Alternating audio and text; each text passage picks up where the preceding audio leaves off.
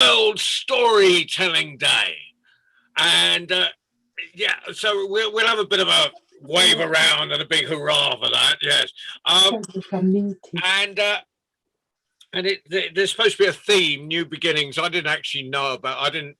I never read anything. You know, I work with the oral tradition, so until someone told me, I hadn't the faintest idea what the theme was today. But we'll go with that. It's a really important weekend for us at the World Storytelling Cafe. We've been going for a year now, which is fantastic. So we're doing loads of stuff this weekend. And also, before I start, before you all run away from me, hello, Mohammed, how are you? I want to announce a big major announcement. We are doing our first, assuming we can all travel next February, we are doing our first storytelling festival, the Marrakesh International Storytelling Festival in February and I'll give you the dates. It runs from Saturday the 12th to Sunday the 20th of February. So make a note, get your airfare. Well, don't, you know, if you make sure it's refundable if you book an airplane ticket. Because everything could change between now and February. But what I can guarantee is if you turn up, we don't know quite how we're going to work it, but on a very baseline, if you get there, you'll get a spot. You'll get a major spot because we're using 2 or 3 venues. We're doing it one of those festivals where you run around town. So if you get there and if you're really lucky, we might find you a room or we'll at least help to get you, you know, reasonable accommodation at a reasonable price, depending on, but at the moment it's in this embryonic stage. So we're working from the baseline and working upwards. You know, whether there is any funding for anything in this world next February is a complete guess, but get there, tell stories, enjoy Marrakesh. Marrakesh needs you. As Mohammed will tell us, Marrakesh is, you know, like, no, you know, it's empty and it lives by tourism. So the more people, if we can get a storytelling festival going and we can bring people there, you know, any extra tourist is fantastic. So, but for tonight, it's about stories. It's World Storytelling Day.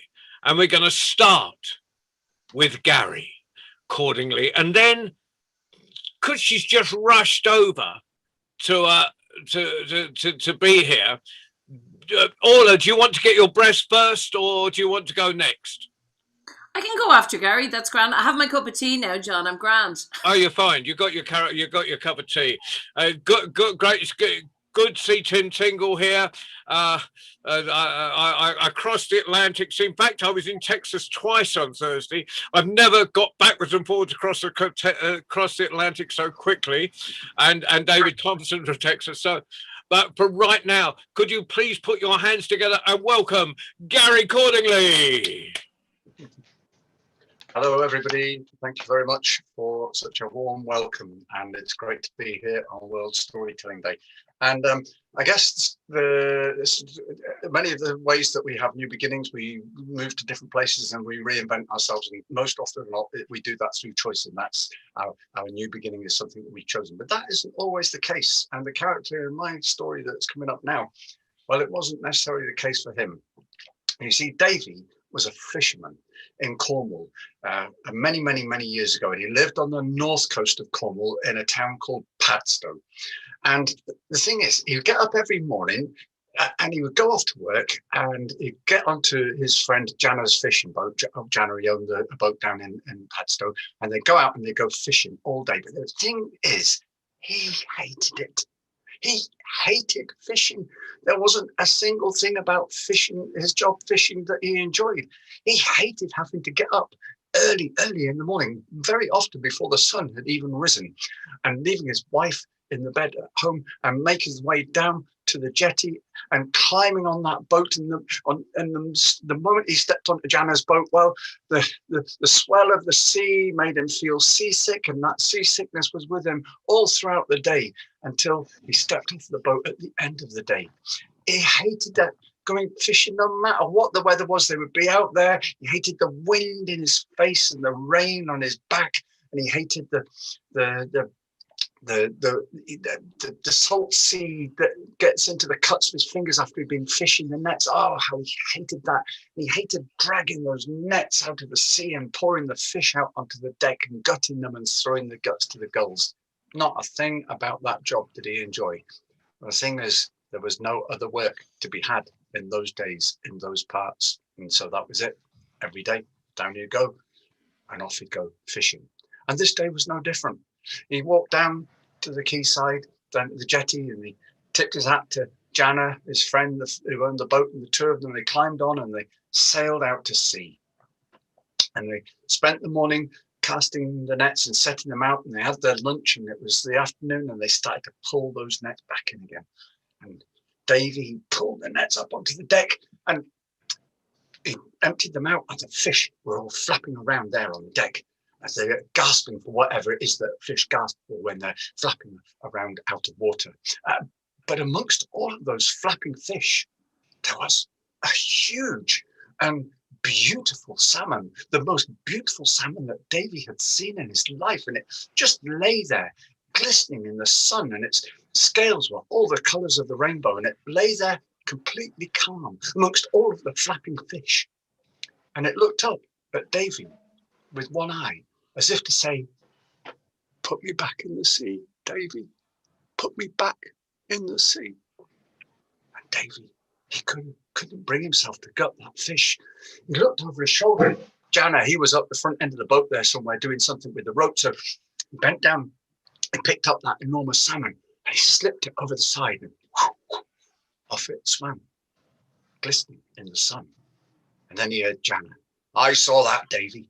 I saw you throwing that fish back over the side, and I don't pay you good wages to throw my profits back into the sea. When we get back tonight to dry land, you're done with. You're finished." And that was it. That was the last thing that Jana said to him for the rest of that day till he got home. And the two of them spent the day in silence on the boat, doing whatever it is that the fishermen had to do with the rest of their day. And at last they came back to land, and they lifted the crates off onto the jetty, and Davy climbed onto land, and Jana said to him, "There's your wages. Now be off. I never want to see your face again." And that was the end of their friendship, and away he went. Well, Davy, he was walking home thinking, what was he going to tell his wife? I mean, he'd just lost the only job that there was to be had in these parts. And, you know, if you lost your job as a fisherman in those days, it didn't matter what had happened, you wouldn't get another job on another fishing boat in Cornwall, and word spread fast. So that was it. So as he was walking home, thinking, what was he going to tell his wife? He was at home expecting their first baby, when he popped into the local inn, just have a little drink, just to get his Dutch courage and work out what he was going to say. Not that he hadn't been thinking about it all day, but it was just enough time in the pub for the sun to start setting, so that as he left and began to walk home, long shadows began to fall out ahead of him. And as he was walking along, a stranger stepped out of a dark alley. A tall stranger in a very, very fine suit. He had a top hat on his head that was like cocked to one side, and something was protuberance from his forehead that seemed to be knocking it off kilter. And he had one of those moustaches, you know, the greased ones that you could twist like this, very fine and when he had a goatee beard, and his skin was a little bit red, as if he had been in the sun a little bit too long. And he had a fine suit, but it stuck out at the back as if there was something tucked up and hiding there. And his shoes, they were less brogue and more hoof, and Davy would have noticed that if he'd have looked, but he was too busy looking into the mesmerizing, fiery eyes of the stranger. "Oh, Davy," said the stranger, "you seem to be in a bit of trouble, having lost your job today on Jana's boat." "How did you know that?" said Davy. I know a lot of things, said the stranger, and I know that you've just been sat in that pub over there, having a drink to give yourself courage and work out what you're going to tell your wife when you get back again. And there she is, waiting for you at home, all pregnant and expecting your first baby. How did you know that? Said Davy. I just told you. I know everything, and I know that I can help you in your moment of need. You can? Said Davy. How can you possibly help me? Well, I thought perhaps we could do a little deal. A little deal, said Davy. What kind of a little deal? This kind, said the stranger, and he clicked his fingers, and poof, there was a cow. How did you do that? Said Davy. I can do many things, said the stranger. Now here's the deal. This is Daisy the cow. She's the best milking cow in all of Cornwall. And then you take Daisy and you look after her, and she'll look after you, and she will make you wealthy and rich beyond your wildest dreams. Great, said Davy. I'll take it. Not so fast, my friend, said the stranger, because any fool can tell that that was only half a deal. Said Davy. What exactly is the other half of the deal? The other half of the deal is this. 1 year from this day, I will come and find you wherever you are in the world, and I will ask you 3 questions. And if you can answer those 3 questions correctly, then, well, you get to keep Daisy and carry on your life in whatever fashion you have chosen to live it. On the other hand, if you fail to answer even one of those questions correctly, then I will take your soul down to the pits of hell for all eternity. In that moment, Davy realised exactly who he'd been talking to. Of course, it was none other than old Nick, the devil himself. But what choice had Davy got? Okay, he said, I'll take it. Good, said the devil. Then all you need to do now is sign this contract. And he clicked his fingers, and there was a contract. And he pricked Davy's finger with his nail. Sign in blood, if you don't mind. And Davy signed. And then the devil stamped his foot, and there was a flash of light and a puff of smoke and the smell of sulphur, and the devil had gone. And Davy made his way back to his cottage. And when he got there and he came in, his wife said, "What have you got there, Davy?" He said, "It's a cow." "I know it's a cow. Any fool can see it's a cow, but what are you doing with the cow?" "Ah," said Davy, "I've had a change of heart. You see, I got a bit fed up with fishing, and I thought I'd make a new start and I'd take up farming. And on my way home today, I bumped into a farmer and he was selling his cow. This is Daisy. She's the best milking cow in all of Cornwall." "Okay," said his wife, "let's call her Megs." "Okay," said Megs, "then let's give it a try, shall we? Get me a jug." So they got a jug and they milked the cow. And then Meg, she took that jug and she poured it into a beaker and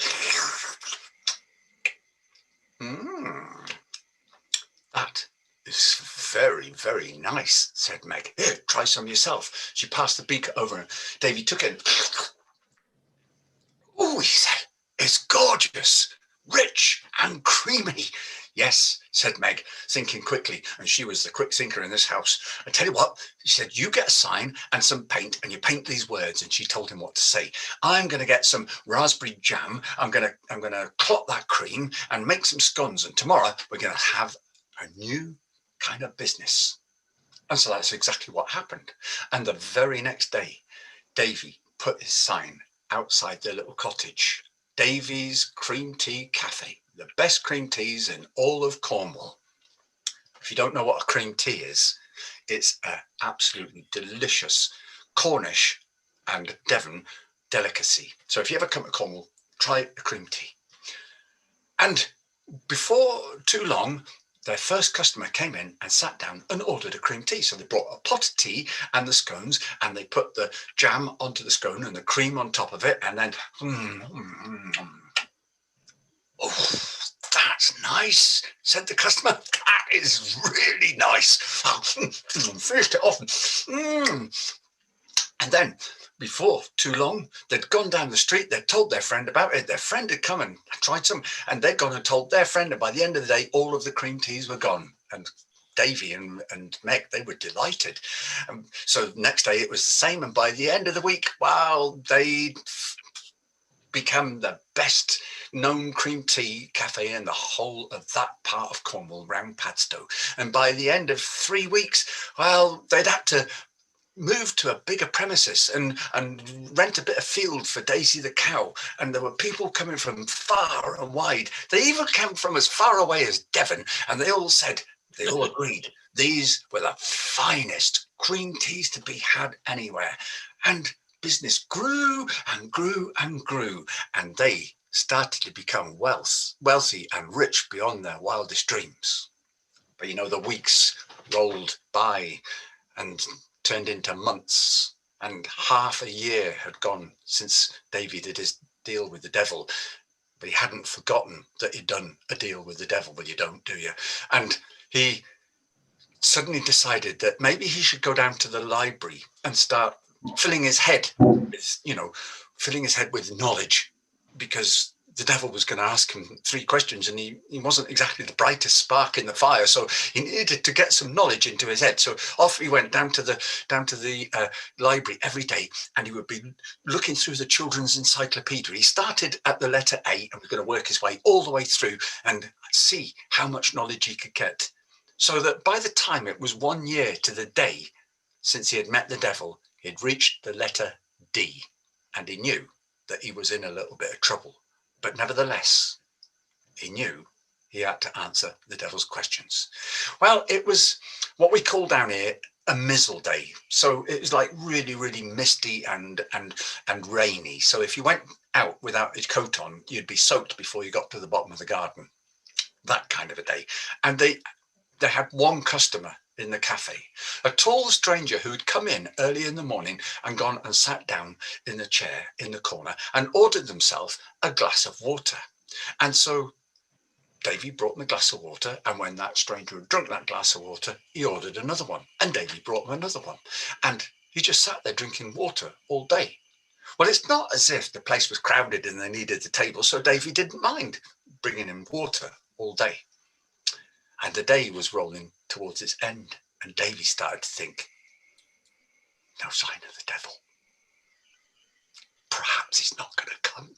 Perhaps the devil's not going to come. Perhaps he's forgotten. What do you think, ladies and gentlemen? Do you think the devil forgets? I don't think so. Because just as Davy was about to go and turn the sign to closed, the door burst open, and in came the devil, and all of his disguise was thrown to one side. On his head, his horny horns, and his tail swishing around behind him. Davy, he said, here we are, 1 year to the day since last we met. And I bet you thought that I wasn't coming. I bet you even thought that I had forgotten. But if you think that the devil forgets, you'd be much mistaken. Are you ready to answer my questions? Yes, I am, said Davy. And that, said the stranger in the corner, is your first question answered correctly. What? Said the devil. Who is that? That's one of my customers, said Davy.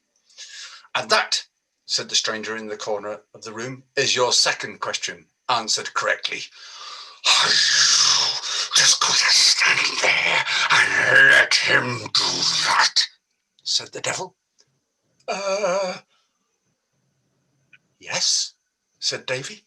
And that is your third question answered correctly, said the stranger in the corner. Now leave and never come back again. And the devil,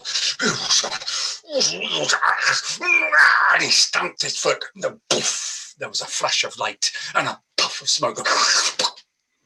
He was gone, and there was only the smell of sulphur. and silence. And Davy stood there in that silence, wondering what had just happened. "Thank you," he said to the stranger in the corner. "Thank you so much for doing what you just did. Thank you. But tell me, who are you?" And the stranger got up from his seat and walked across, and he said, "Davy, I am the king of the salmon.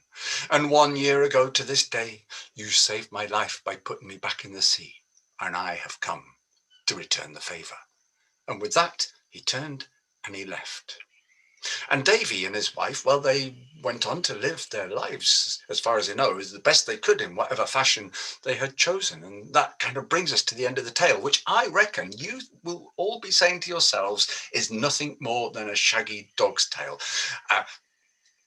And there's no truth in it. But let me tell you this, should you ever go to Padstow, look up Davy's Cream Tea Cafe. It's still there, and go in through the door, and just inside the door is one of those coconut mats, you know, the kind that you rub your feet on. And if you just lift up the corner of that coconut mat and look down there, you will see there is a scorch mark on the floor where the devil stamped his foot. And if that isn't proof, well, I don't know what is. Whoa, thank you, Gary. Fantastic. When I'm next allowed down the M5, I'm going to visit you, and you can take me there and I'll buy the cream teas. It's a deal. Did I just offer to pay for something? I'm sorry. That was a mistake. But I'm talking of paying and things like that. If any of you want to come to the cafe to tell, let us know. We will write you a letter of invitation. Then you can take it to your local people and say, "Sponsor me, I need to get to Morocco." And and you can use this, local firms. There's going to be an enormous lack of funding, but you might pick up the odd quid to help you come, but we'll send a letter of invitation, and it'll work from there. Yeah, I'm an old scrap dealer, so let's just play it as it goes. Right, Orla McGovern, where are you? Are you there? You've moved to the centre of my screen. Have you got a tale for us? I have a course. I just want to say happy World Storytelling Day to everyone. I'm in great company tonight. And if people are watching on Facebook or YouTube, just to let you in on a little secret, there's a load of bold children here, aka the storytellers. They were so inspired by Gary's story that we were all typing lots of mischief in the chat because our imaginations were so fired by Gary. So the bold children now, we'll have to calm down a little bit. I think we're full of mischief today because it's the equinox as well. So there's a little bit of mischief in the air. I have a story for you. I'm going to hide the chat so I can't read your comments as I'm talking. This is a story, New Beginnings for World Storytelling Day. And also, I'm in a hedge, so I think I've a hedge story maybe for you as well. So the great lady of the hedge, sat sitting in her branch, waiting for her lover to come, the Lord of the Woods. And of course, he was always late. So to pass the time, she began to pick beautiful berries from all around her in the hedge. She glanced down below her and saw the people of the clay, and they were motionless and cold, and they were not yet born. So she smiled and decided that she would give them warmth and light. And she reached up into the hedge and she pulled the juiciest, most orange, most round Thrian Mara, or a sea buckthorn berry, and she placed it there. And as she did, these great warm rays began to drift down to the earth below, and the people on the earth began to yawn and feel the warmth and wake up, and all was well. And the world turns, and the world turns, and yet again, the great lady of the hedge found herself sitting on a branch, waiting for her lover, who was always late. and to pass time she began to pick the berries from the hedge all around her. And she glanced down at the people of the earth and noticed that, yes, they were awake, but they seemed to be very tired and weary, and many of them were sweating and their bodies were hunched over and bent. So down she went to walk among them.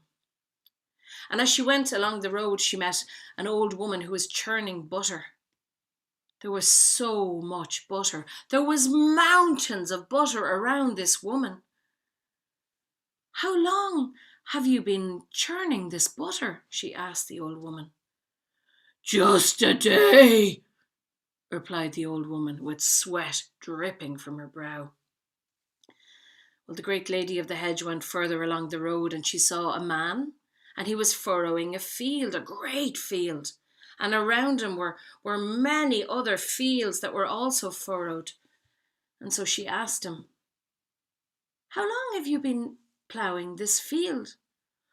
"Just a day," he said, sweating. Well, the great lady of the hedge walked further down the road, and this time she met a woman holding the hand of her child. But her child was a fully grown man, taller than her. "Can I ask you," said the lady of the hedge, "when did you give birth to this child?" "Just today," said the woman. Ah, the lady of the hedge understood. With the great orange berry in the sky, always giving warmth and always giving light, there was only day. There was no time for rest. There was no time to sleep. Everything was one long day, and something had to be done. So she climbed up into the hedge and she spoke to her good friend, the sweet spider, and she asked the spider to spin a thread around the berry. And in the daytime, let the berry drop down close to the people of the earth and let the warmth and the heat radiate.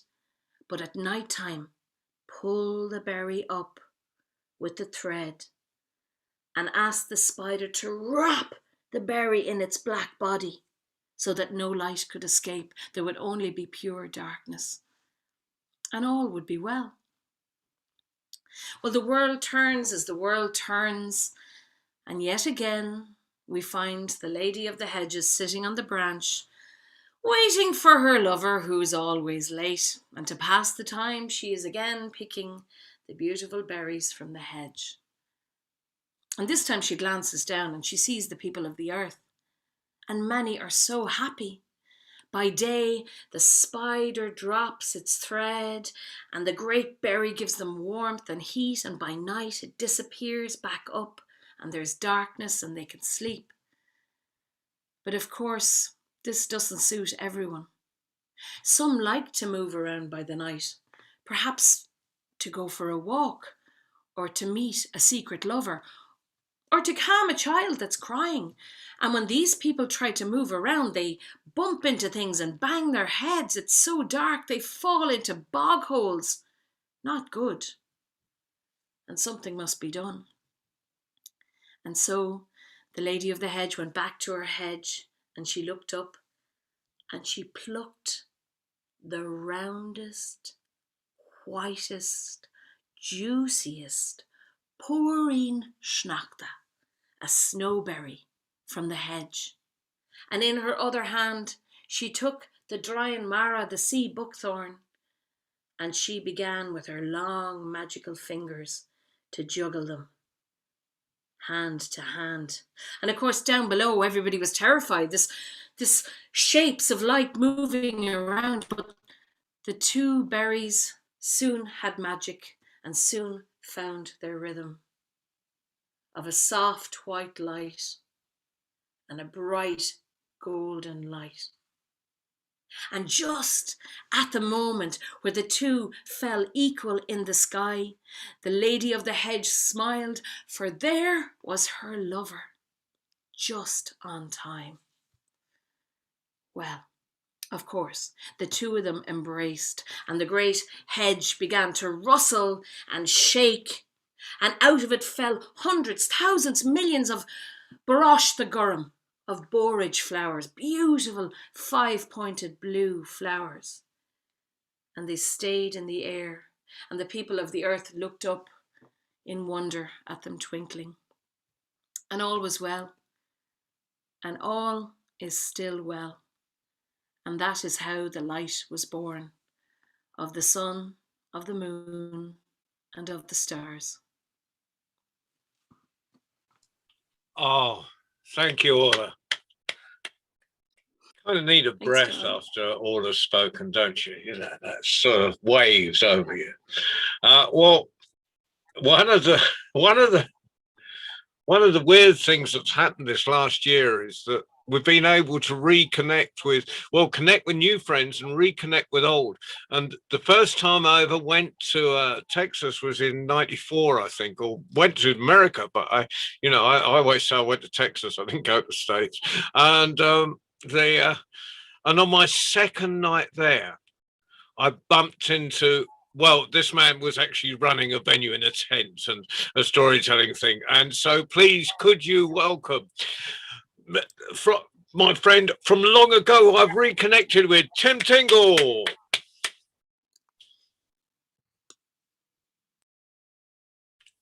You mute myself. There you go. It always works better as a storyteller if the microphone is turned on. There we go.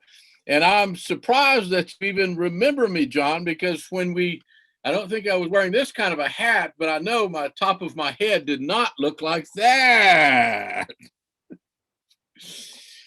But it does now. And it's, as we grow older, it seems the more we seem to relate to the older people we have known, especially kinfolks. And I want to, on National Storytelling Day, since I would not be a storyteller if it were not for my Uncle Kenneth and my Choctaw American Indian heritage, I want to do a story to honor both. My Uncle Kenneth would sit in the backyard of my grandmother's house on a tree stump. Let's see.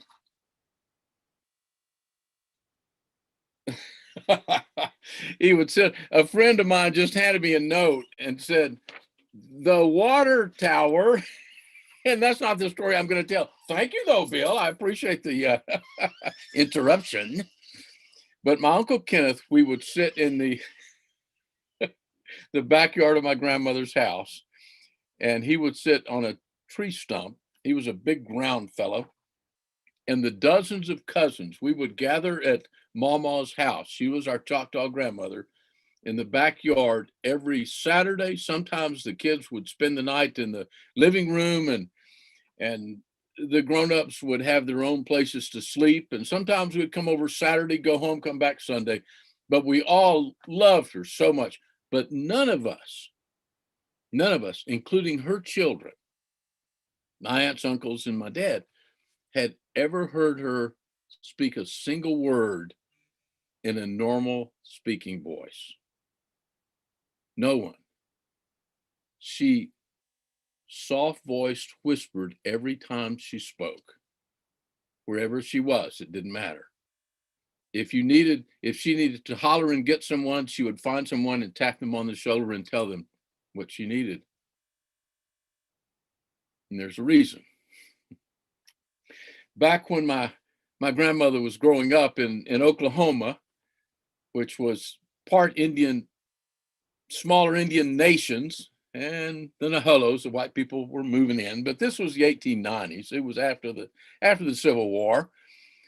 And her mother and father had a huge farm. They had over 500 acres, and they grew berries, wonderful cornfields. Corn is the sacred food to Choctaws. Corn is.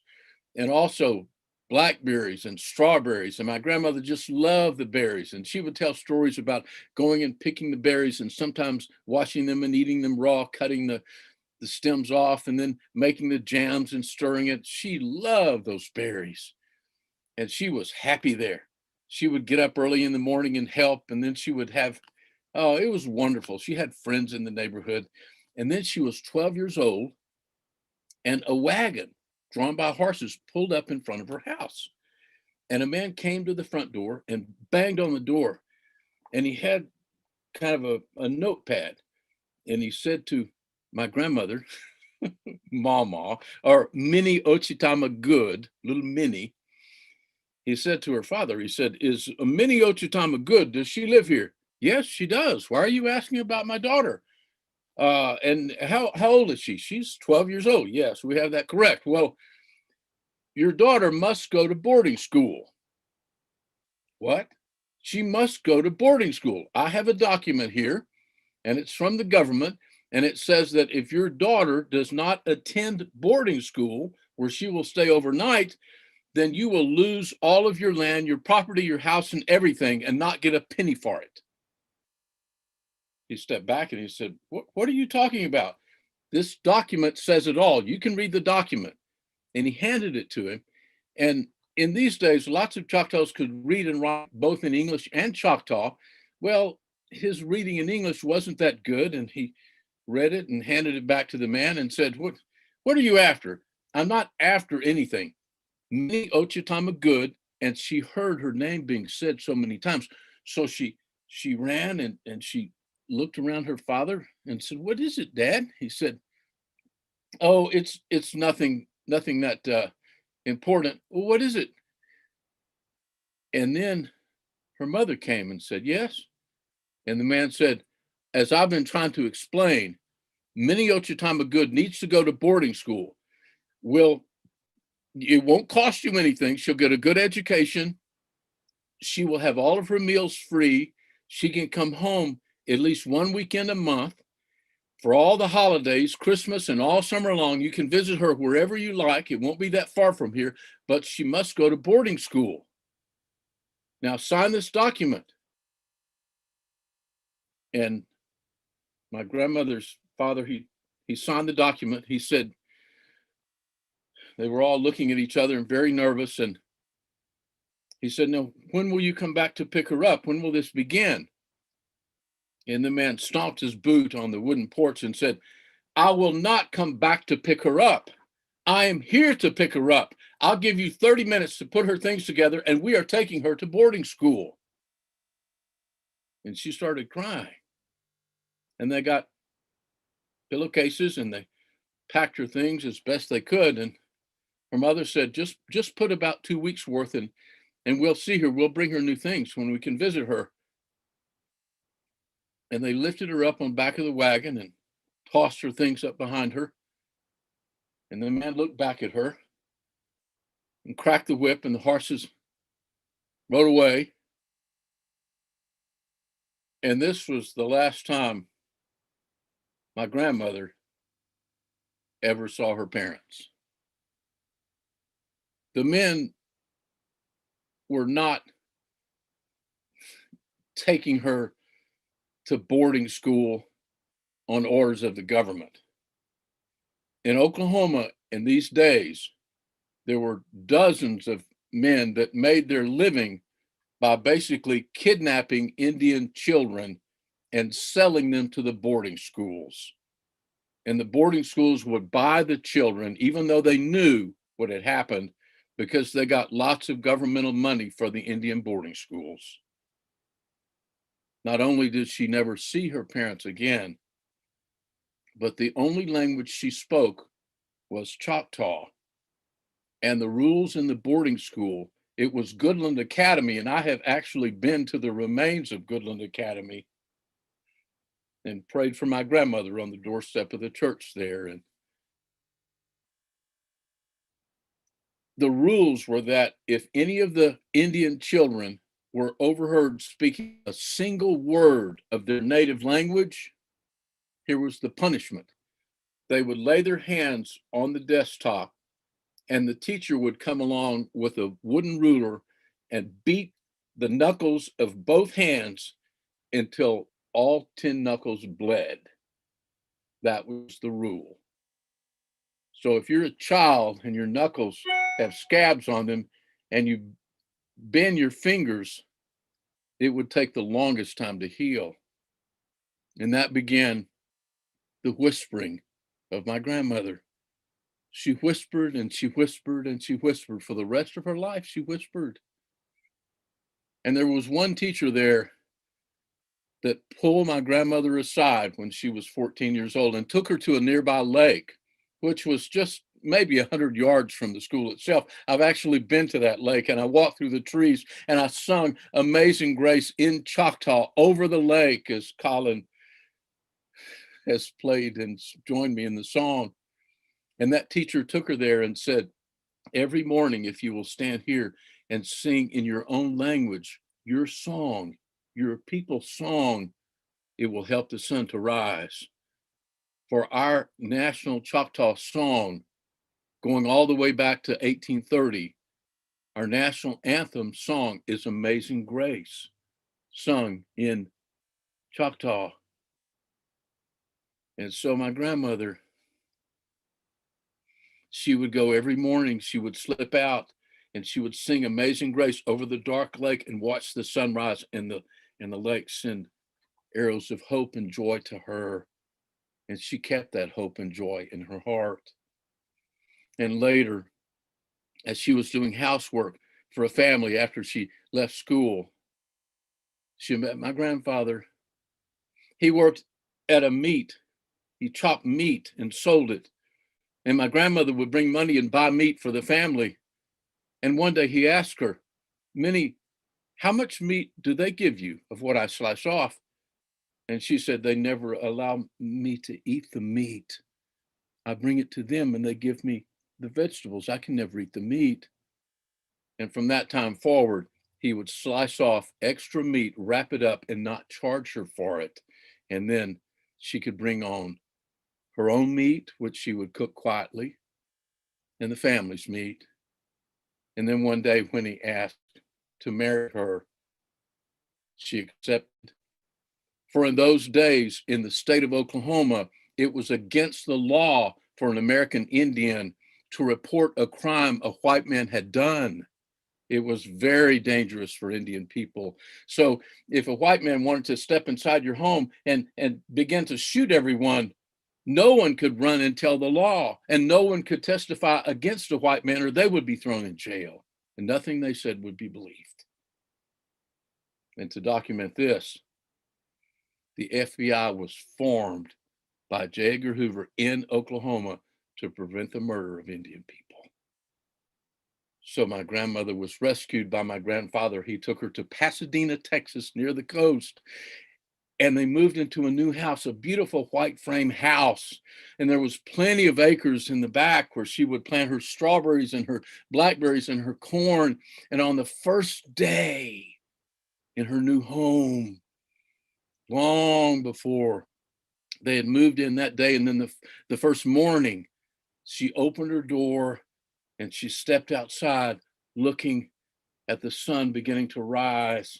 And she started to sing Amazing Grace in Choctaw. Shilong bish holy to Pama ish me tipu. She didn't finish the song, for boys in the neighborhood had been told by their parents that an Indian was coming to the neighborhood, and they hid in the bushes. And when she stepped out, they pelted her face with rocks and stones. And she bled. She moved inside and sat against the door. My father was almost 2 years old, a little child by now, and he climbed up on top of her lap and he rubbed his fingertips. It looked like cherry pie filling to him. He'd never seen anything like this from a person's face, and he started to taste it, and then he spit it out. He said, salty pie, salty pie, salty pie.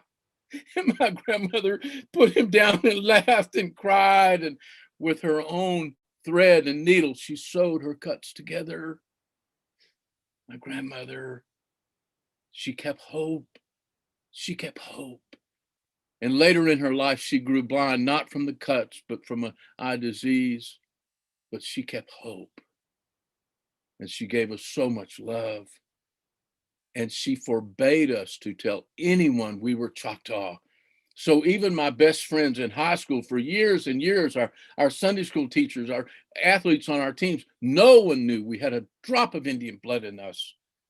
And then a few months before my grandmother died, she called us all together and she said to us, "No more salty pie. No more salty pie."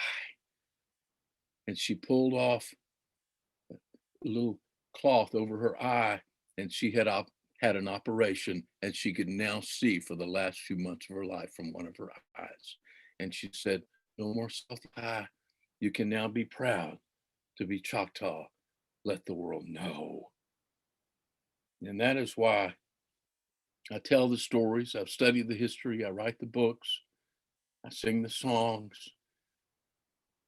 If she had not said that to us, if she had not given us her grandmother's Choctaw blessing,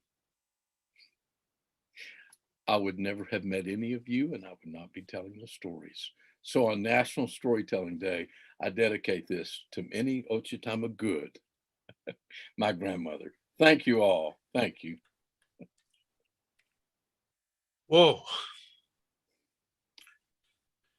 Those stories need to be told and heard. You must come one Sunday. We'll talk. You must do a whole Sunday evening for us. So there's no time limit, and you can just tell those stories, Tim. Thank you. Right. Going to cross back across the Atlantic now, down to Southend. Hannah Brailsford, you are on. Oh, thank you, John. Oh, well, I wish I wasn't. I just that was some story, Tim. Thank you. And I think really sums up the past year, the blessings that we've had as storytellers, or I speak for myself, I'm sure I speak for other people in the UK, to actually be able to hear these stories and other stories from around the world has just been an absolute blessing. So thank you so much for that story. My story is about a new beginning. It may well be a story that you are familiar with, but told perhaps in a slightly different way.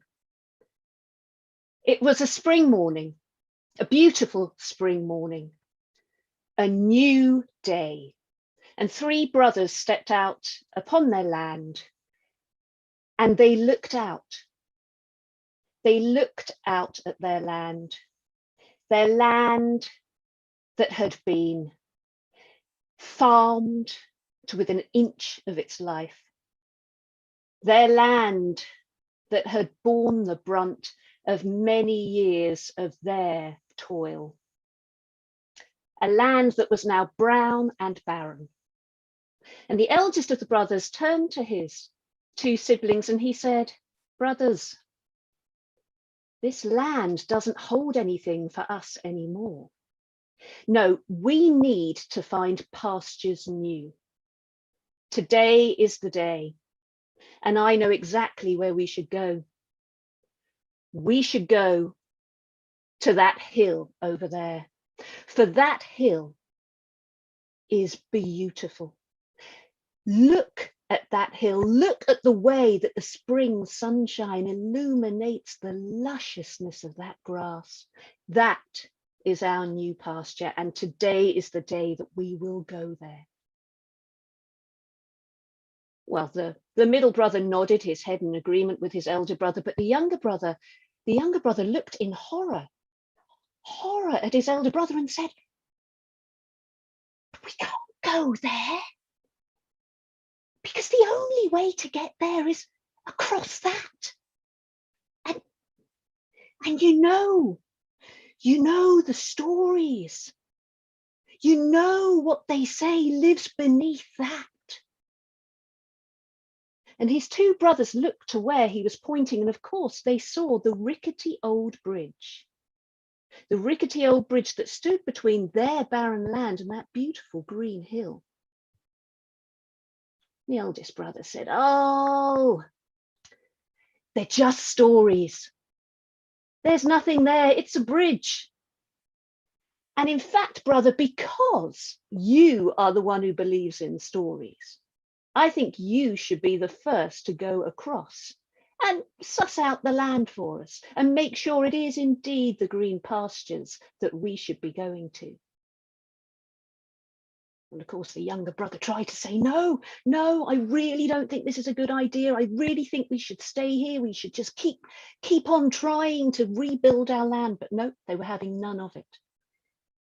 And so with trepidation, the younger brother,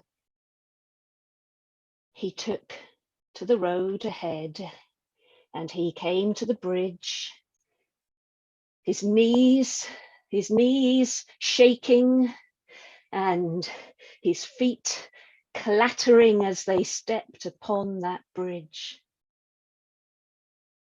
He'd got halfway and he'd started to begin to relax because actually, well, it wasn't as bad as maybe the stories that his grandmother had told. Maybe it was just an old bridge and how stupid was he? When suddenly from out underneath the bridge, there emerged a hideous creature with huge, long, lockdown locks that swung down to his knees, with nails that hadn't been cut in hundreds of years. And out of the corner of his mouth, there was just a little tail of a fish flicking. Can a man get no peace? Is it bad enough I have to live under this bridge without you clicking and clacking across my head? I just want to eat my fish in peace. I'm sorry, sir. I'm sorry. I'm just trying to get to the other side. Please, will you forgive me and let me pass? I should make you pay for giving me a headache. Why should I let you pass? Well, in truth, sir, my brothers are but a little way behind me, and my middle brother. If you want to take it out on anybody, take it out on him. Do you know, for years, he's taken things out on me being the youngest. And I think as the youngest, someone's got to cut me some slack. All right. I was the youngest in my house too. I know what it's like. You send your middle brother to me and I'll have a word with him. And with that, the creature disappeared underneath the bridge again, the tail wagging in his mouth, and the younger brother ran as fast as he could up to that hill. And indeed, the land was good and he could see that the soil was rich, and he waved down to his brothers below, gave them the thumbs up. And the middle brother, thought it was his turn to go because the eldest brother was going to be the last, of course. He set off on his way. And he too got to the bridge, and he wasn't as nervous as his brother. And so his footsteps were surer than his brother. And so it wasn't a clickety-clackety that met on the bridge. Instead, it was more of a stomp. He stomped onto that old rickety bridge, and he powered his way towards the middle when he too was stopped by that same creature, but he had no remnants of a fish in his mouth this time. Instead, he stood there and he went, "Oi! Why is it that you think you can come over my bridge with your stomping feet giving me a headache? I've met your brother, and he says that I ought to take some things out on you for all the times that you picked on him, being the little one. And now I look at you, I think he was right. good sir, I don't know what your brother, my brother, has told you, but let me tell you, my big brother, he's the worst of us all. He not only took it out on my younger brother, he took it out on me too. Now, if you will just wait but a moment, sir, if you want to take it out on any brothers here today, you wait for my big brother. I'm just going over the bridge to make sure that my poor little brother is okay over there all on his own. You wouldn't want him left on his own over there now, would you? Was he really bad, your big brother? Did he twist your ears until they felt like they were going to drop off? Oh, and worse. Well, right then, send him to me. This is the day that I will make up for all big brother's bad deeds. And so the middle brother quickly ran over the bridge away from the retreating creature, and too met his brother with open arms, and they thumbs up to the biggest brother. And as you've guessed it, the biggest brother, well, he had all the confidence in the world. He was the eldest after all, and he charged at that bridge, and he didn't just stomp, he just shook the bare bones of that poor old rickety bridge. And our creature did appear, and he stood there with his long locked-down hair and his ancient nails, and he said, "I am here. Don't you be coming with you need to cross my bridge. Don't you be coming with you got an older brother or it was someone else's fault. This is your day of reckoning, and I am going to give it to you." Now that day, the big brother, for this new adventure across the bridge, he had chosen his favourite hat to take with him. And let me tell you, this was a fine hat. This hat had the biggest horns, because you see, the eldest brother, he was quite a big fan of the Vikings, and he didn't know the historical facts that Vikings didn't actually have horns on their head. So instead he got himself a replica hat with huge, great big horns. And he stood there and he went, "Stand aside. I mean to join my brothers." No, I won't stand aside. "No, I've got no quarrel with you, my good man, but stand aside. This is a free bridge, and I mean to cross it." No! "Very well. I can do no more. I have asked you nicely. I've been polite, I think you'll agree. But if you won't stand aside, then I'm afraid I'm going to have to make you." Oh, yeah! You and whose army? Well, the brother bent his head low. He shook his head, and then he charged! He charged with all his might, and before that creature knew what was happening, the creature was lifted up by those horns, and he was flying through the air, away from the bridge, right over the top of the gawping brothers on that hill. Over until he landed on the other side of that green hill. The brother sauntered over the other side of the bridge and up the hill, met his brothers.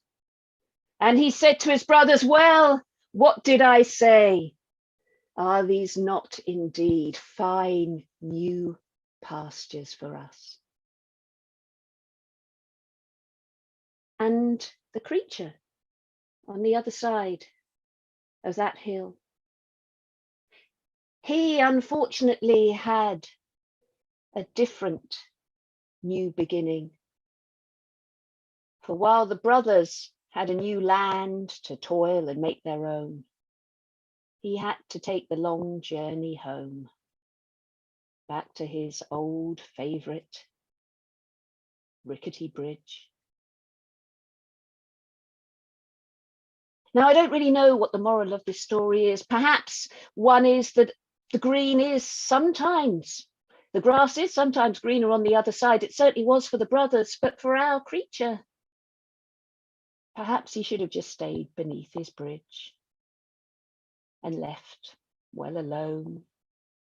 Or perhaps he should have listened to the stories of old, and he would have known what fate was going to lay before him. But that is my story told. Thank you. Hannah Brailsford, queen of the villainous voice. Oh, brilliant. Now we're not gonna leave Essex for a minute, because you know you don't want to visit Essex too often. So there's I can only say that because I was born there. But we're popping up the road to Chelmsford, to Shane Ibbs. And he's got sort of strange technical stuff on his head, which he claims, you know, is it's a voice enhancement or something. Go for it, Shane. No, it's my computer doesn't pick up my voice unless I have these things plugged in. I'm trying to get up with the techno stuff, John, is what it is. I've even got a camera on my computer downstairs now. So anyway, thank you for that, Hannah. So I've just been wondering here what story to tell, and I think I might tell this one, because I come from Suffolk, and in Suffolk, and even in Essex, there are lots and lots. Well, if you go to the right parts of Essex, at least, there are lots and lots of fields. Yeah, it's a very agricultural area, East Anglia. And when I grew up as a kid, we played in the fields, and for miles you could see just fields and fields and fields, and you know it's winter when everywhere is just brown. And so it was one winter.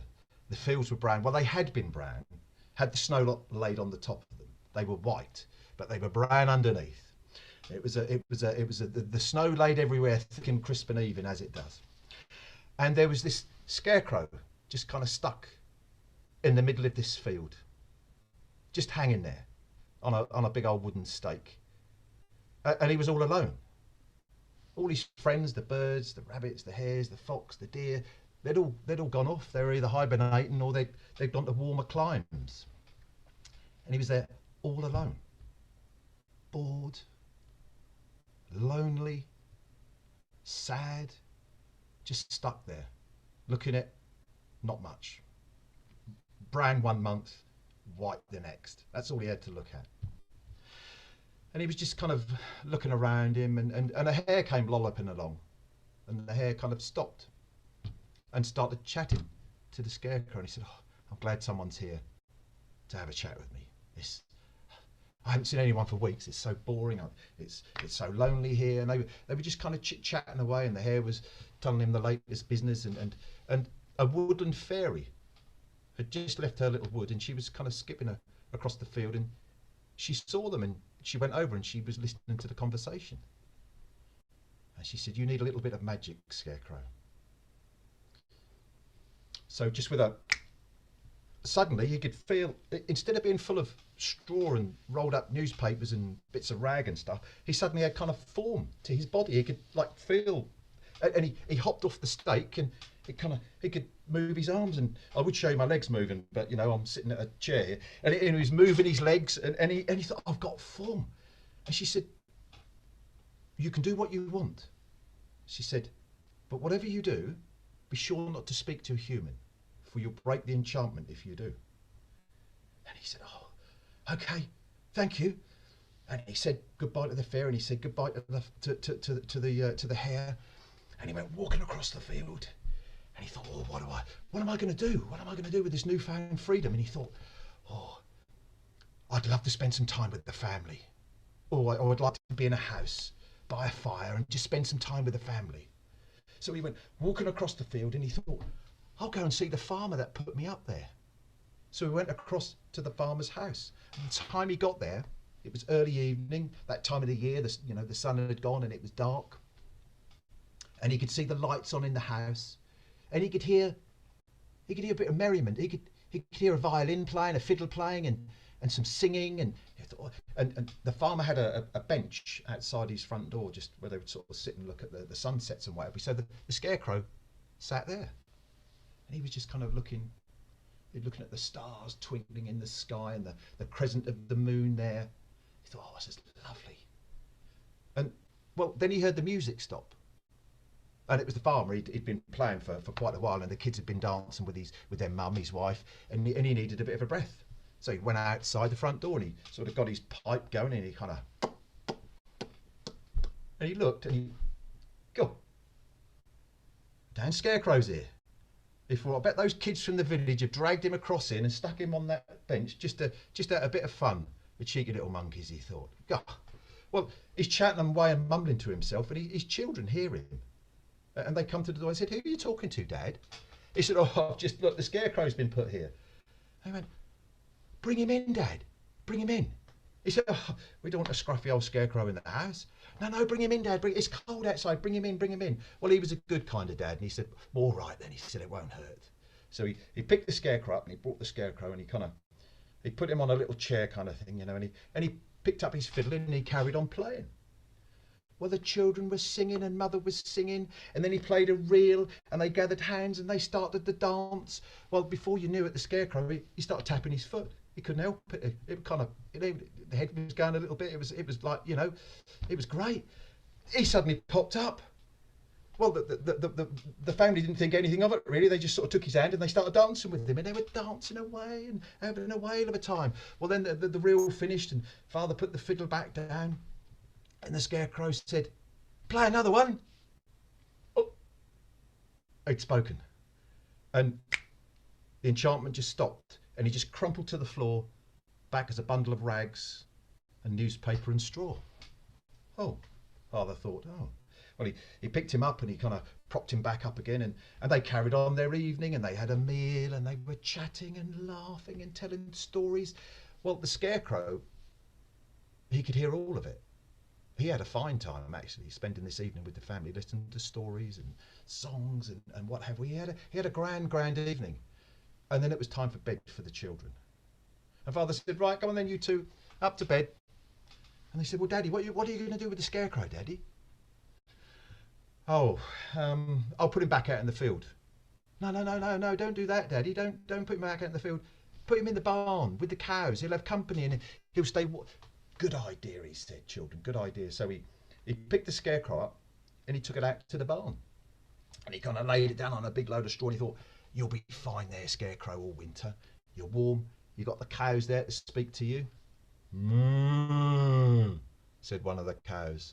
Scarecrow thought to himself, well, this will be cosy for winter.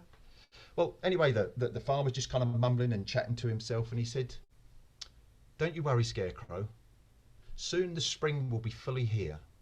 I'll put you back out in the field, and all your friends will be back out once again. You'll see all those friends of yours, hedgehog, hare, rabbit, deer, fox, perhaps badger.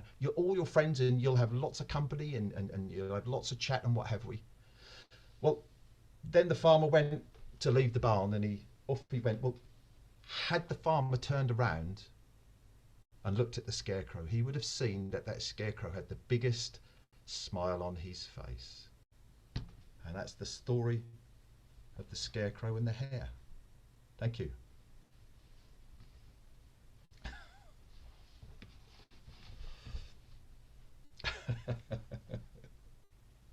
Right. Well, we'll leave Essex and Suffolk and Scarecrows and Brownfields, and we'll go back across the Emerald Isle for Maria Gillen. Thank you very much, Jane. That was fantastic. Thank you. Hello, John. How are you? I'm good. Good. I'm good. So, just having a look here. I don't know if my camera is on. It is it? Yes, you're all good. Very good.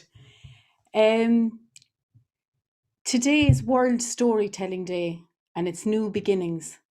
And in the Celtic tradition, that meant the life-death life cycle. So when you put seeds in the ground, they grow into great trees.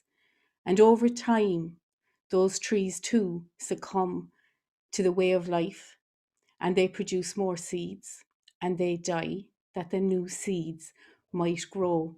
So I'm in that lovely medicinal story circle at the moment of seeds and having that beautiful,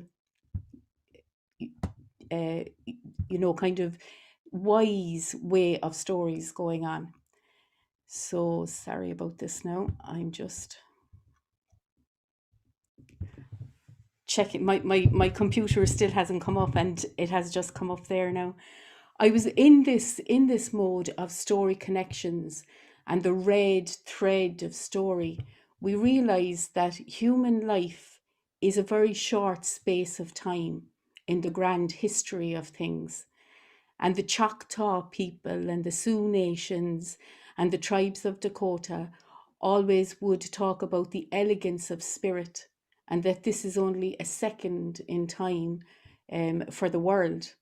And this story was written for the Choctaw people from a Cork heart. And I offer it back now to Tim Tingle. So I had a different story, but when I heard Tim's story, I felt that I need to offer this story back.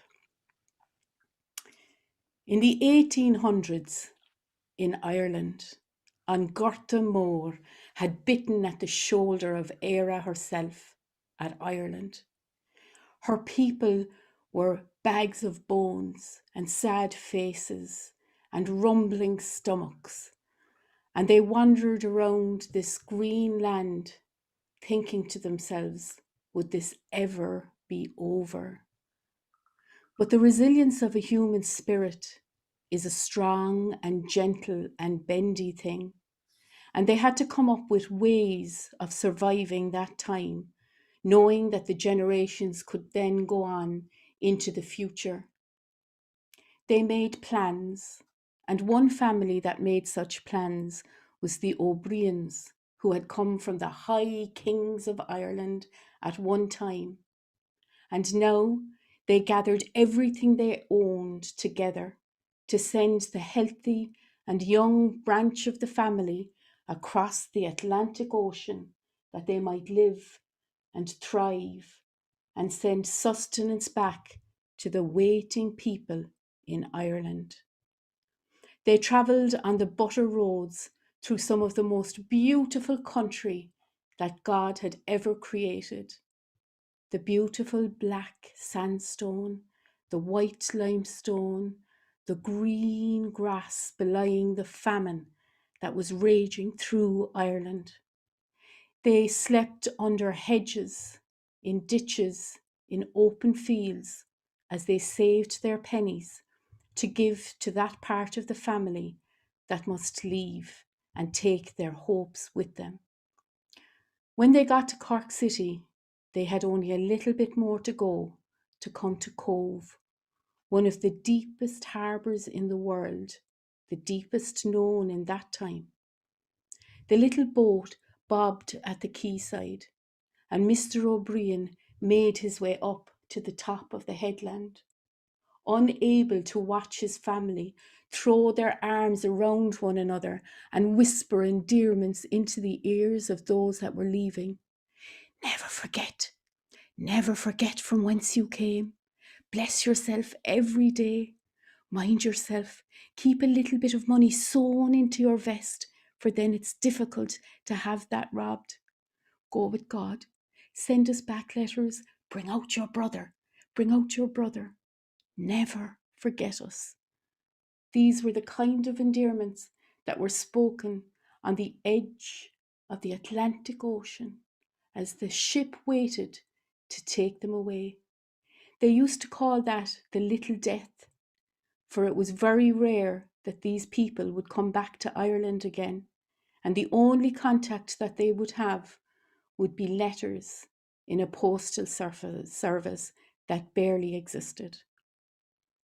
Mr. O'Brien went to the top of the headland, and he looked out on the beautiful day with the blue skies and the gentle seas, and it did not match the rage and hurt and sorrow in his belly.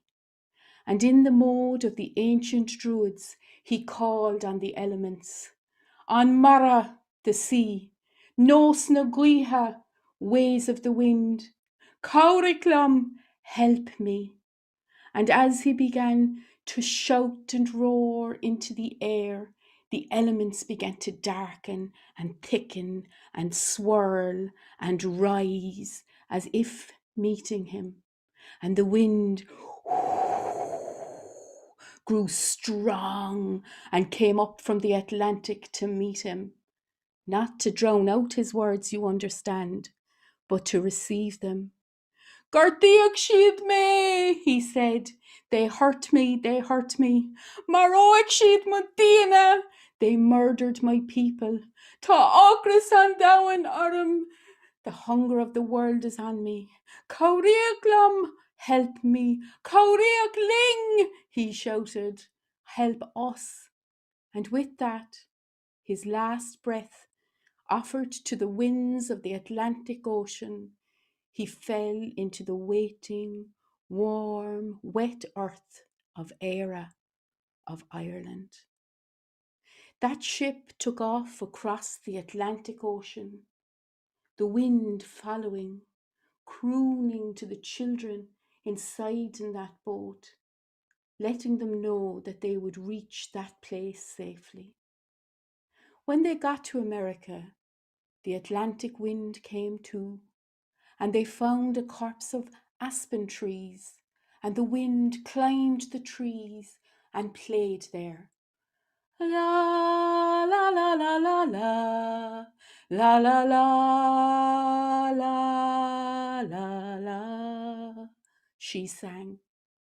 And Grandfather Choctaw, sitting under the aspen trees, looking deep into his fire, as was his way, could see the shapes of things that had been and were to come.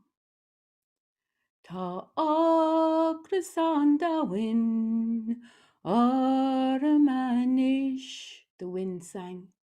What does the wind say? Said Grandfather Choctaw. Kauriach, kauriach lum, kauriach ling, sang the wind. What does this mean? He said. And as was his way, he took that dream story to bed with him into the shadowlands where all languages become one. And there with his elders, he met Mr. O'Brien again. The hunger of the world is on us, he said. It is eating at our bodies, but more than this, it swallows our hearts. It makes our souls thin. We are starving of hope. Help us, help us. And he faded back into the mists and smoke of Grandfather's campfire.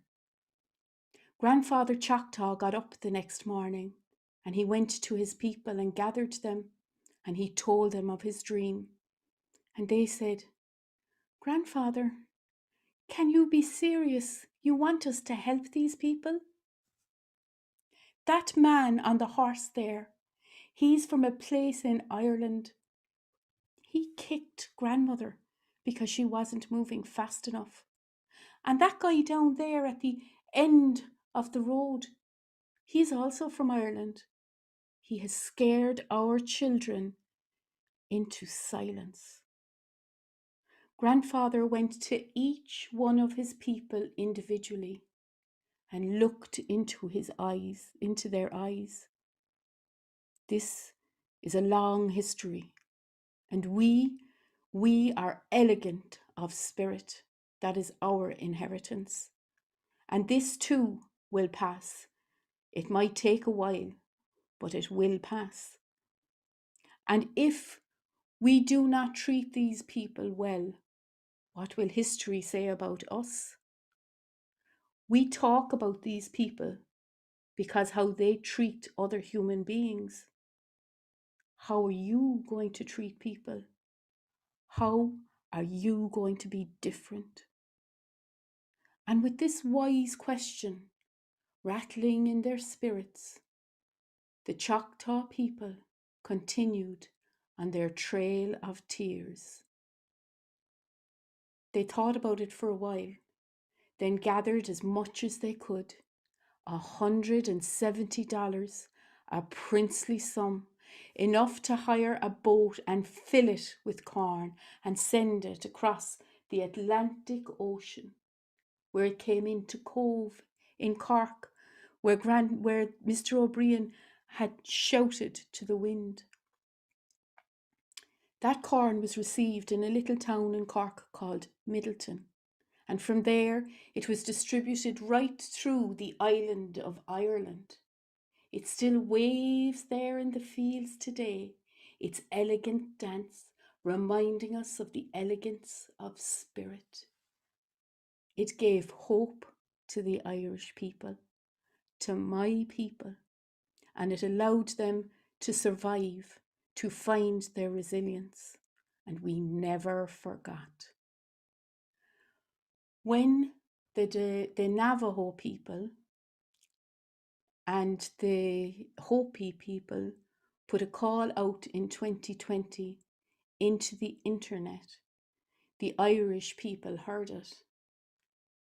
Our elders need your help, the call went out.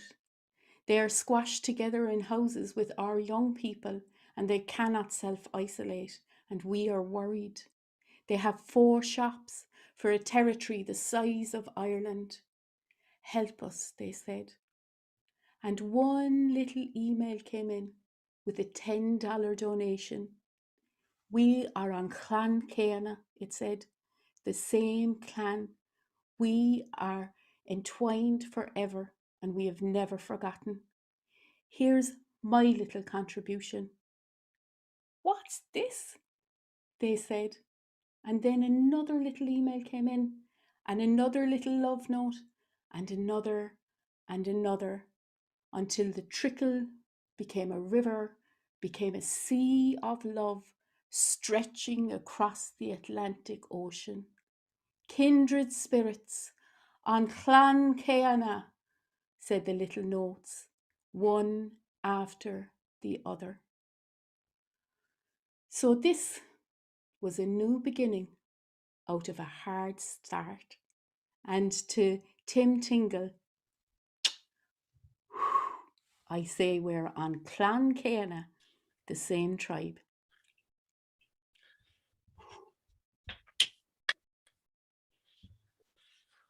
Oh, this is one of those evenings.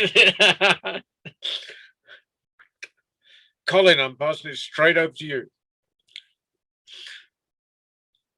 Thank you, Maria. That was fantastic. Thanks, John. I had a kind of story lined up. I thought I had a story lined up, but I can't do it now. I'm going to do a song instead. I've had the pleasure of doing this with Maria before, and I've had the pleasure of doing this with Tim Tingle before, and I just got to do this song. Tim and Maria both know what it is. Some of you also may know what it is. I don't think I need to do an introduction to it. Maria has done that for me. Suffice to say, this song is about the connection between the Choctaw and the Irish that was kind of initiated by the Choctaw, really, and it has survived all these decades. And nowadays, of course, there's that great statue in Middleton in County Cork called Kindred Spirits. It's 20 foot high, 8 eagle feathers in the shape of a bowl, and it was unveiled a couple of years ago there. When I heard this story, and I heard it from Maria Gillen, actually, I'd not heard of it before, and she kind of threw a line away at me one night on a session, and I went away and researched this, and I just had to write this song, and it has allowed me to make friends with the wonderful Tim Tingle, and I'm really grateful for that. I'm going to sing it for you now. It's called Kindred Spirits.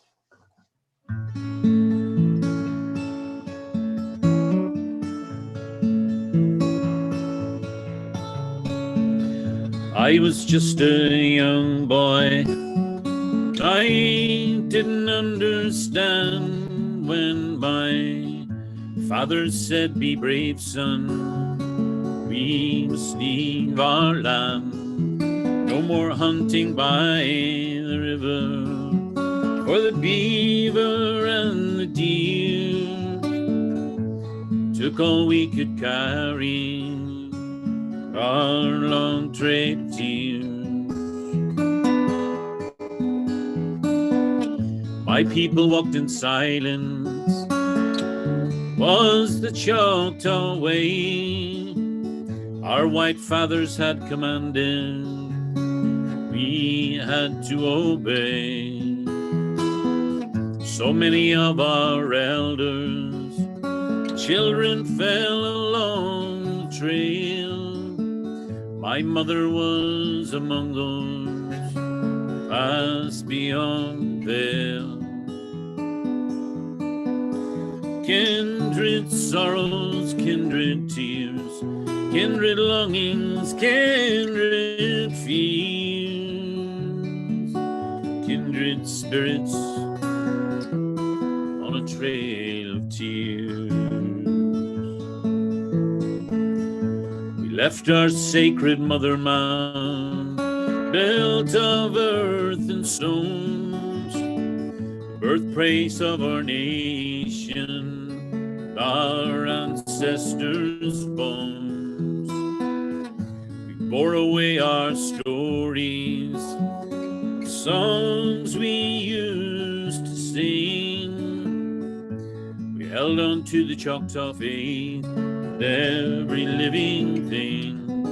Kindred sorrows, kindred tears, kindred longings, kindred fears, kindred spirits on a trail of tears. When we heard the cries of hunger from the land beyond the waves, broken as we were ourselves, sent all we could raise. We walked beside those strangers on their distant trail of tears. My father said we were brothers now, across the miles and years. Kindred sorrows, kindred tears, kindred longings, kindred fears, kindred spirits on a trail of tears. When we learned of Ireland's troubles, of her valleys green, her mountains and her rivers, just like home it seemed.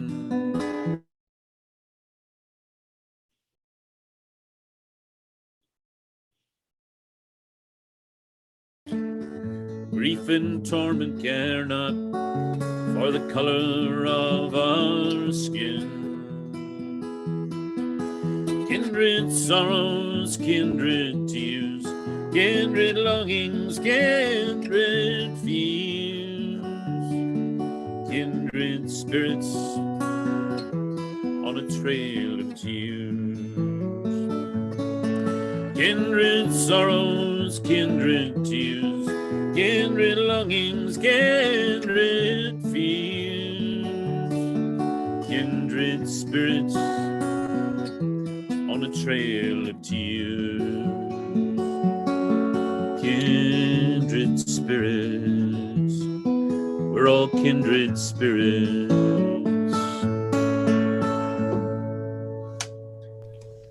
Oh, lovely, Colin. Whoa, Cracking, mate. beautiful, beautiful. Well, we'll cross back across the Atlantic.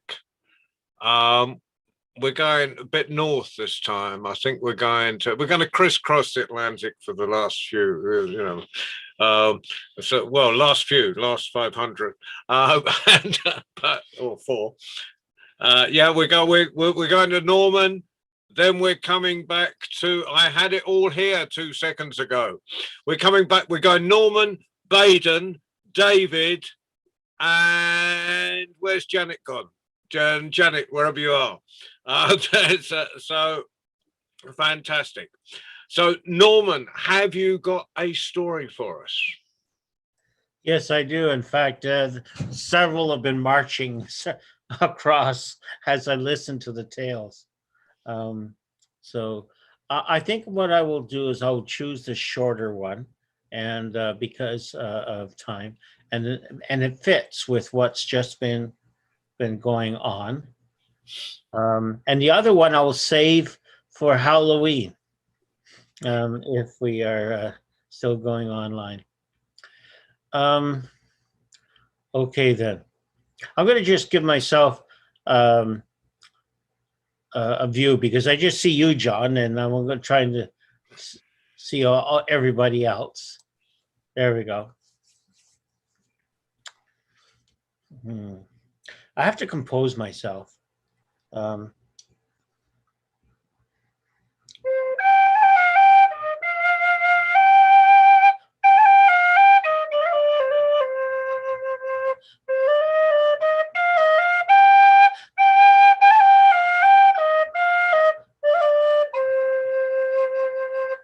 This story is called The Bowl of Plenty, and it was composed as a request when there was a drive for a food bank here in Toronto by Jack Layton.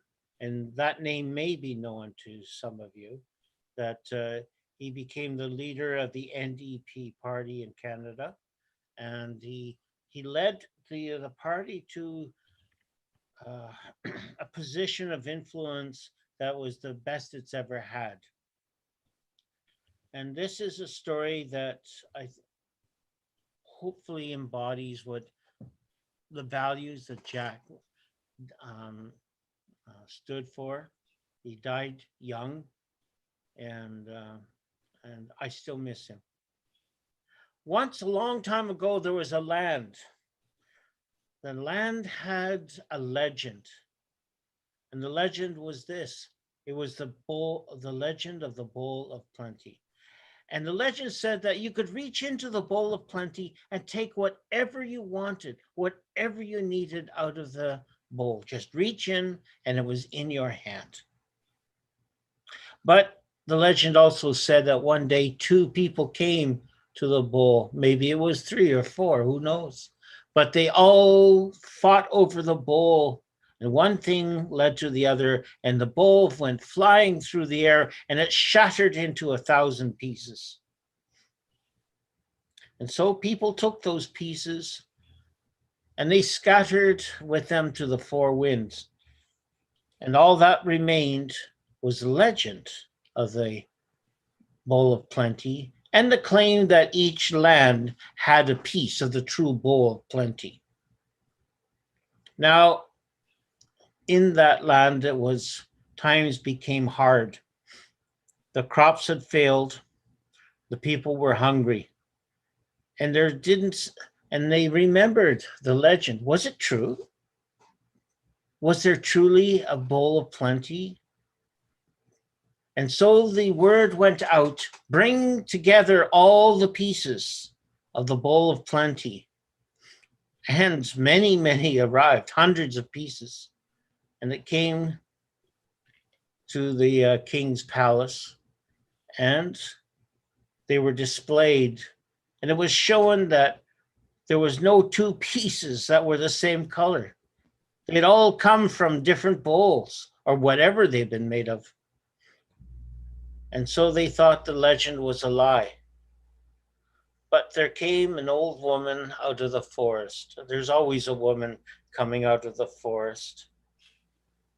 And she went to the king and said, give me the pieces of a Bowl of Plenty, and I will go into the forest with him, and I will remake the Bowl of Plenty.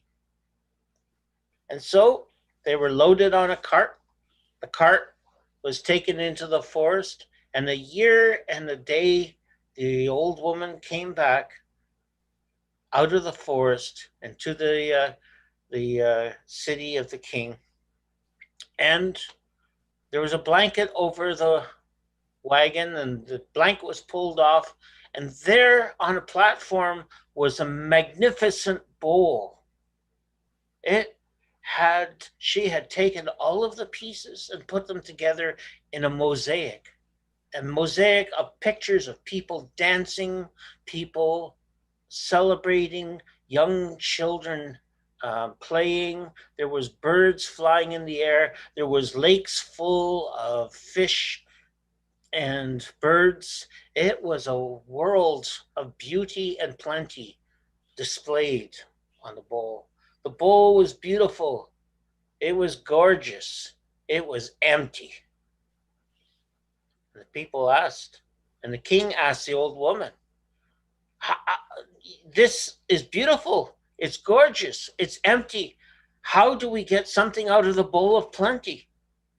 And the old woman looked at the king. "You get something out of the bowl by putting something in." Oh.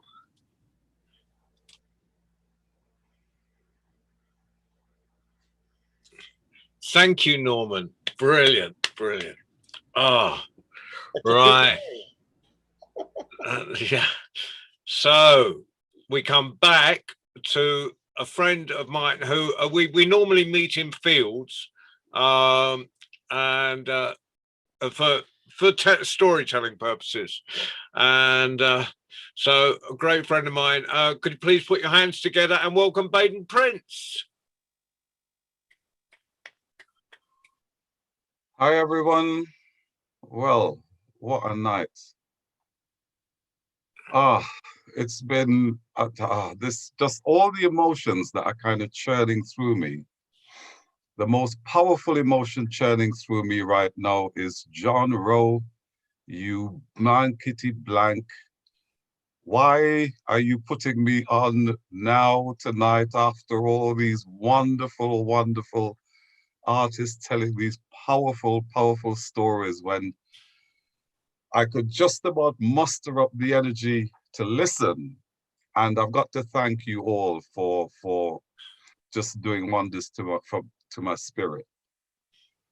And with the energy levels that I've got left, I'm afraid I'm gonna take the tone down a notch or two, but I'm going to try to remain historically relevant, because this story is set back in the times when the West Indians first came to Britain, the bad old days, the days of no blacks, no dogs, no Irish, when things were tough. And this story was told to me by one of my uncles. I'm not going to name him because his daughter's here watching, my cousin Gabrielle, and she knows. She's going to challenge me and tell you that it's not true, but it is. It's true. And my uncle told me about a time when he shared a room with two other men. That's how bad things were in those days. You had to double up and treble up. Apologies to anybody who's heard this story before. And things were tight. It got down to what they call the thin part of the week, Thursday, because you didn't get paid again till Friday, but the money ran out the day before on Wednesday. And all they had left to eat was one piece of bread. Not even a red herring or a piece of cheese to put on it, just the one piece of bread. It was just about enough for one. Not really, but it definitely wasn't enough for three. And these three men, my uncle and Antiguan, the Jamaican, there's always a Jamaican in these stories, always. Jamaicans are like sandflies on a beach or mosquitoes near a swamp. There's no point trying to avoid them. You can't. You have to just accept. There's a story, there's West Indians involved, there's going to be a Jamaican. And the third fellow was a Trinidadian. Well, they tried to work out an equitable way, my uncle said, of working out who should get this piece of bread. And in the end, they said, you know what? We're going to all go and lie down and have a nap, and we're going to have a sleep. And everybody's going to come back after we wake up, and we're going to share what we dreamt about. And the person who had the most powerful dream, the most inspiring dream, the most entertaining dream, that person gets the bread. Well, they all agreed. Seemed fair. Of course, at the back of their minds, they were all thinking, whatever story the other fella comes up with, I must be able to come up with a story to top that. So after they went to their separate corners of the room, they had a good little sleep and then they came back. The Jamaican spoke up first. Well, he said, "Whoo, boy, what a dream I had. That dream was so sweet. I tell you how, I didn't even want to come back." So they said, "Are you going to share it?" He said, "Well, okay. I dreamt I went up to heaven. And when I knocked on the gate, who you think answered? St. Peter himself welcomed me in, took me to meet the Archangel Gabriel, sat me on a cloud, and they fed me with honey and nectar and ambrosia." So the rest of the guys asked him, "Ambrosia, what's that?" He said, "Well, I don't know. I couldn't tell you, but it's sweet."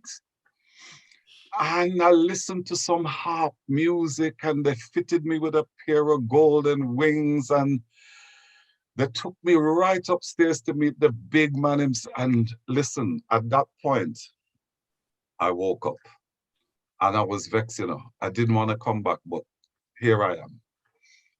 And my uncle and the Trinidadian fellas said, "Well, boy, that was one hell of a dream for true." And they started clapping. They turned to the Trinidadian and said, "And you?" He said, "Well," and there's something you need to know about Trinidadians, you see. In the Caribbean, they say, Trini does love to fete. Now, the Irish are well known for liking the crack and loving a party and music. Although you got nothing on Trinidadians. Trinidad is party central. And when they say fete, they mean party. And this Trinidadian was no exception. "Boy," he said, "I dream I went to the best fete I ever been to in my life. Food, you see food till you're stupid. Drink, you see drink till looking at the drink make you drunk. And woman," he said, "there was so much woman at this party. When I leave, coming out to come home, I had one woman on this arm, one woman on this arm, and next woman walking in front of me, and the next one walking behind me. And luckily, as I push open the door to come in my house, I woke up because I think there were children here and I couldn't really tell you the rest of that particular dream." And everybody said, "Well, that is that is one hell of a dream for true." And they clap him. And then they turned to my uncle and they said, "What about you?" He said, "Well, fellas, I have to tell you, you know, you was up there in heaven having the time of your life. You was at this fete dancing and carrying on with the women, eating and drinking. I look at the two of you, I say, hey, these guys ain't coming back. So you know what? I wake up and I go and I eat off the piece of bread." And that is the truth. And I should check with Gabriel. I shall make my way to seek her out and just check out that. I was taken right back there. You know, when you talk about Trini's partying, there was I was taken back to the nursing quarters or nursing residences in the 70s, and with the Trini nurses, I never got home that night. You know, those people know how to have fun. Okay, so Thank you. Brilliant, Baden. Right. So we're going back to Texas again. Whoa, we're going to Austin.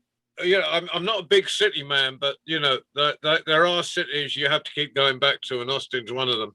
And I haven't been there for a while. You know, there was, but David's been bringing us Texas to bring us to Austin into the cafe for the last year. Bless your heart, David. So please put your hands together for David Thompson. I hope you could all hear me well. Yes? Okay, good. Well, we talk about new beginnings, and I have sort of like a new beginning. There's two things that are new beginnings for me. One, welcome to the royal bedchamber, where we've all heard stories in bed. I'm telling from my bedroom today. Secondly, another new beginning for me is I'm looking into U.S. American folklore. I mean, I've got all everybody else, but why not look into the U.S. American folklore? Now, we probably have all heard of Pecos Bill or Paul Bunyan or David Crockett. He never went by Davy. That's Walt Disney for you. We've probably heard about them, but there are those that I have discovered that are absolutely incredible. I'm going to tell you one today. It's about Wagon Smith. I must tell you one thing, though, or maybe a little bit of a historical thing. You've all seen the Westerns with the wagon trains and hoop-de-doodle and singing and all that, and they never did go in circles because it was strategically impossible to get it together before everybody get wiped out. But hey, that's Hollywood. That's Hollywood. There is another thing that should be known to give some backstory to this story. It's called the Conestoga. The Conestoga wagon, you had the wagon, but the canvas bowed out like this. And that is called a Conestoga wagon, also known as the prairie schooner, because you know schooners are extremely fast ships or boats. This was the prairie schooner. This is the story, my friends, of Wagon Smith. Now, I'm going to tell you right now, I have heard so many stories about Wagon Smith that I don't know which one, but I'm going to tell you the one that was told to me, that was told to my friend who got it from his second wife's third cousin's fourth aunt's fifth dog's 13th owner's side. This is the story I'm going to tell. It turns out, my friends, for my friends you are, that it was the time for the great land rush. Meaning the time when the white people stole the land from the Indian people, but that's a political situation. I'm going to take that out of the story right now. And people were like, oh, well, it just takes forever to go anywhere because we're all just moving along and we're being carried along and the wagons are being pulled by cows or bulls or horses or sometimes people when you got into a ruddy mess. We got to do something quicker because everybody else is getting all the good land. How are we going to do? Turns out that a man came to town. You know those people who always come to town to sell you stuff. This man's name was, oh, well, we'll just call him Wagon Smith because he went by that name. And he said, my friends, let me tell you what I have got. It's called a wind wagon. And the people going, what you saying, boy? I don't know. What are you talking about? I'm not quite certain what he's talking about. Let's listen to what he has to say. Wagon himself, he said, my friends, I was once a captain of a ship, and we had big sails that took us everywhere with the wind.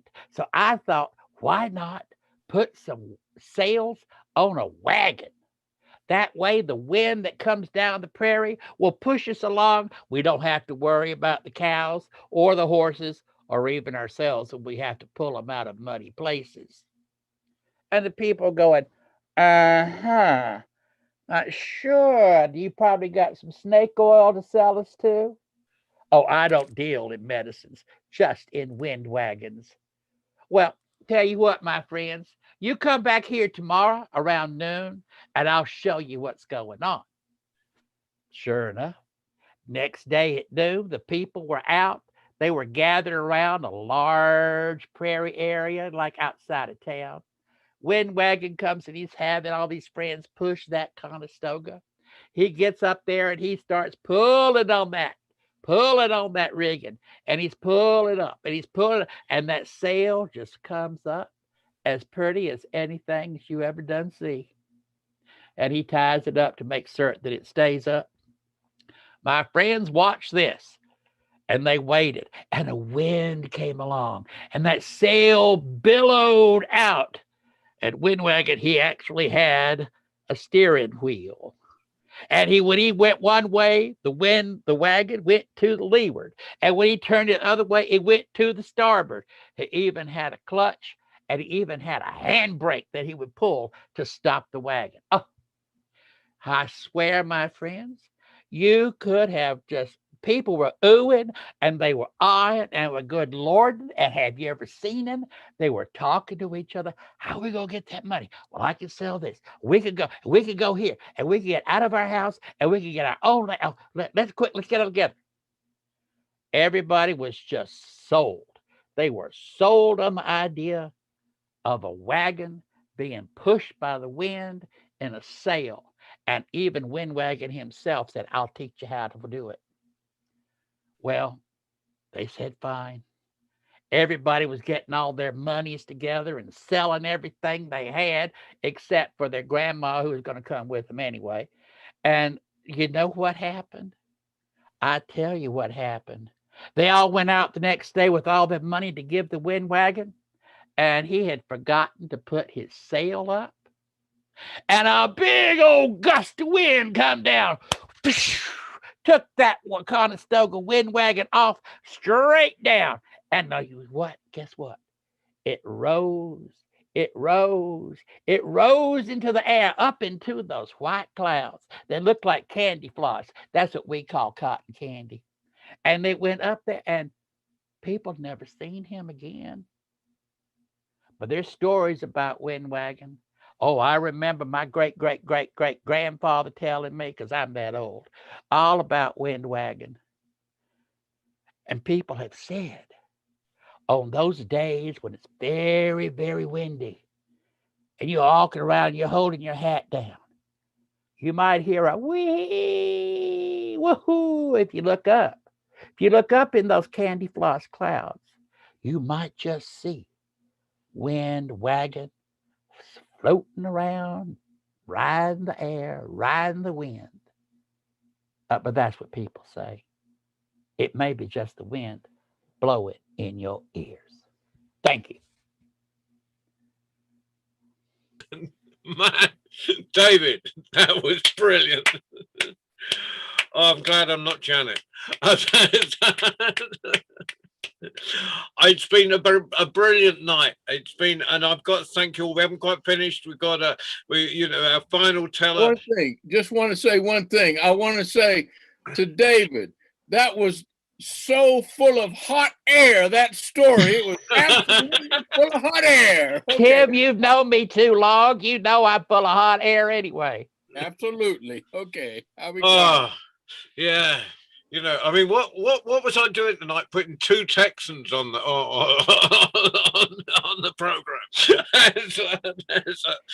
All right. So it's been a great night. In a minute we're having Janet. We've got tomorrow, all invited to tell again. And it's our 1 year anniversary for the cafe. So, you know, we've got an open worldwide. We've got some invited people. We've got Sarah on. We've got Michael, so I think is going to tell us something tomorrow. And it's also, as I've been told, it's World Poetry Day. It's a very literary weekend around the world. And so if anyone wants to come on and do a poem, that would be brilliant. But for right now, could you put your hands together for our final teller, Janet Crouch? Well, thank you very much. David, I have to tell you that a couple of weeks ago, I won a competition for the title of Mistress of Mendacity. And one day we'll get together and we'll share these circular tales, shall we? They're not just tall, they're circular. That was a wonderful, wonderful example. Thank you. Janet, I'm going to send you my email in the chat. Okay, that's fine. Well, I don't know where to go. We've had true stories. We've had comical stories. We've had stories that just pull at your heartstrings and music that made me have a lump in my throat. And I'm not going to compete with any of those, but I am going to do a story which is, I suppose, is a tenuous link to new beginnings, but it's quite a dark story. and it's from Germany, and it's called Die Schwalbe, because Die Schwalbe is a swallow, and it's a myth. And the myth of the swallow is that the swallow did not always have its forked tail. It had a fan tail at one time. You just need to know that, the back of your mind. And at the front of your mind, I'd like you to meet Anna and Johannes. Anna and Johannes are just married. They are looking forward to the new life together. They are young and they are splendid. Anna is wearing her dark blue best dress. It's curved in the neck, and you can see the creamy blush of her skin. Her dark hair falls down behind her back, and she stands arm in arm with Johannes, Anna and Johannes. Johannes is a bit uncomfortable in his Sunday best, but he's there with his golden curls. He has the cheeks, the rosy cheeks of somebody used to working outside. He has those large hands that farming folk have, and they are happy. They are strong together, and they're looking forward to their new life. They're happy, not because they're married. They are happy because they're married, but they're happy because today, the day they marry, they inherit a small family farm, and they know that together it will be a wonderful future. They're prepared for it. Anna has put in new curtains. She's made a thick, long cushion for the settle by the door. The whole cottage smells of beeswax. It's clean. It's a new start. And Johannes has fixed every fence, and every gate is hung. It doesn't twist. It's straight. And especially in the cottage, he has fixed the bird beams. Now the bird beams run across the ceiling. There's no ceiling, go straight up at the rafters. But the bird beams are clean and ready for the birds.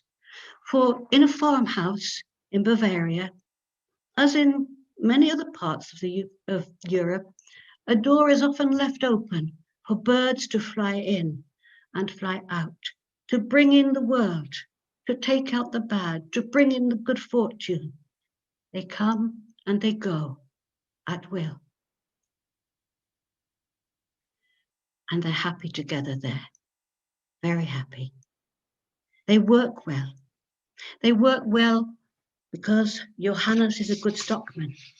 Johannes breeds the Bravia, which is a straight-backed cow that gives rich, creamy milk. You'd love it, Gary. It's so thick. And he's a burgher too. He's a shepherd. His wool of his sheep, they have a long staple. It's coarse, but it's just right for carpets and rugs. Perfect. And his wife deals with the hens. She deals with the eggs. They always have a golden yolk. She grows Erdbeer. They are big red strawberries. And the apfels in the autumn, large and green. She sells those in the market. Over the year, they develop a good reputation. They are good farmers, and their farm, it's profitable. They're happy. They walk around it and they talk to each other about what it will be like. In the evening, they sit by the fire. Sometimes they sing. Sometimes they cuddle. And sometimes they just smile at each other. The next summer was dry. The grass hardly grew. There was no sugar in it. There was no sweetness for the milk. The cheese was gritty. The strawberries, okay, they were red, but they were hard. There was no juice. The apples, their skin was thick because there was no moisture. The sheep, when they graze on the dry, hard grass, the wool loses its long staple. It became It breaks. It's no good for rugs. And so they sat together, but they planned for the future. And they said, next year will be better. And when it rained that winter, they thought, yes, next year it will be better. It will be better because the grass will be refreshed. The fruit will be juicy and huge. The hens, well, okay, they like grit, but they do like moisture in their grit too. That'll be good. And the yolks will be golden again. And the rains came. And the rains came. And the rains came. And the floods came. And the water lay on the ground. And the feet of the cows and the sheep became sore and stinking. And the strawberries swelled. And the slugs chewed at the strawberries. And they tried, they worked hard, but it's very difficult to work against the weather. And they were not quite so keen to walk around the farm arm in arm. And they sat, they didn't sing, they sighed. They said, next year will be better. But when you have dry weather followed by wet weather, sometimes get fungus and disease in your crops. And these things went from bad to worse. 3 years later, it was not a home smelling of polish and beeswax.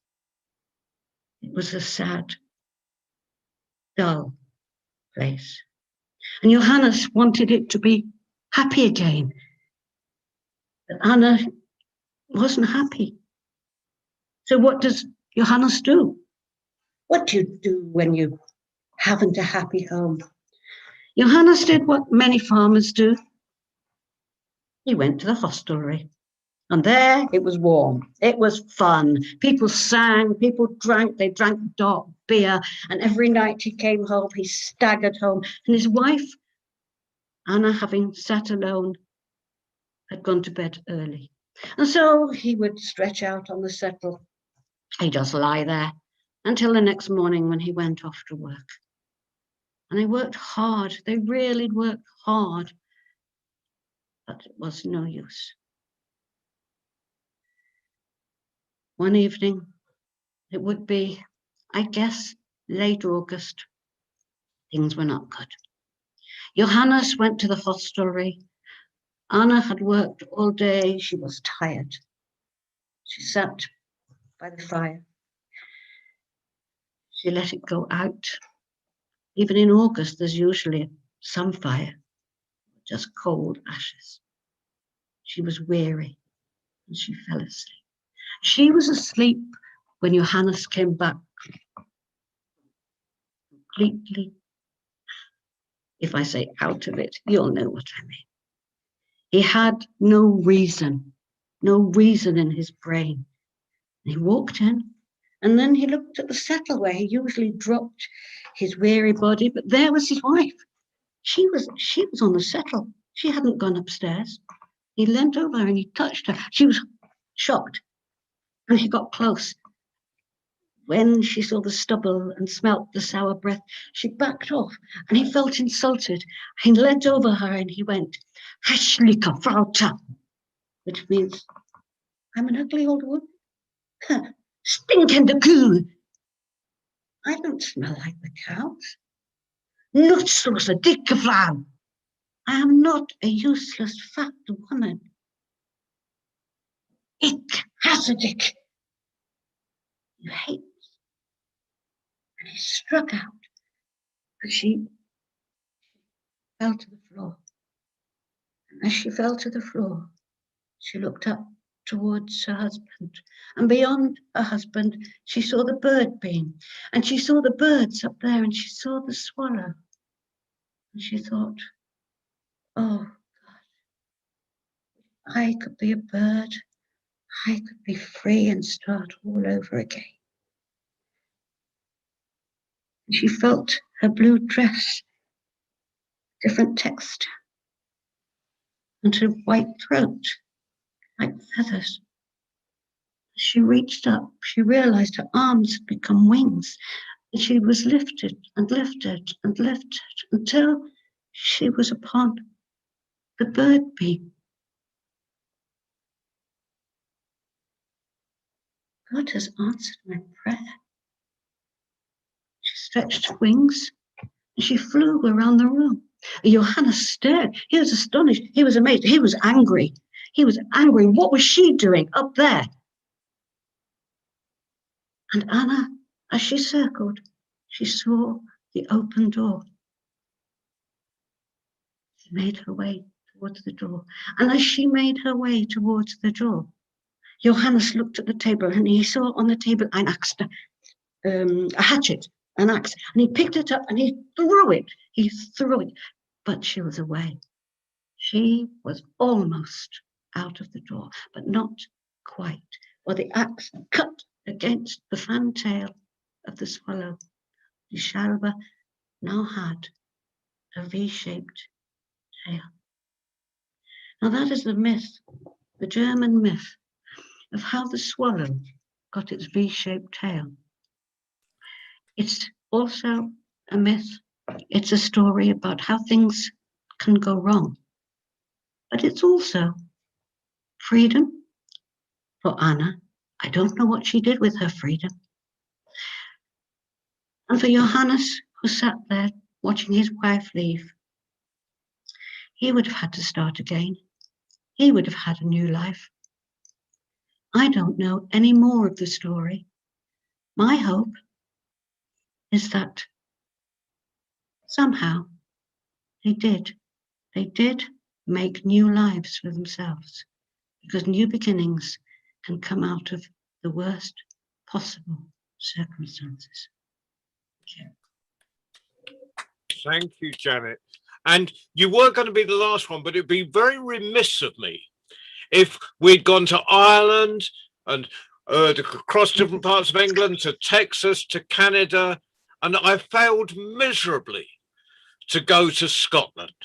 I mean, I have people north of the border, and the border would be closed to me if I didn't allow this to happen. So we're going to put in one. But before I do that, could we thank Mohammed down in Marrakesh, who's show yourself, Mohammed, because he has been driving this magic carpet around the world for the last for over 2 hours now. So thank you, Mohammed.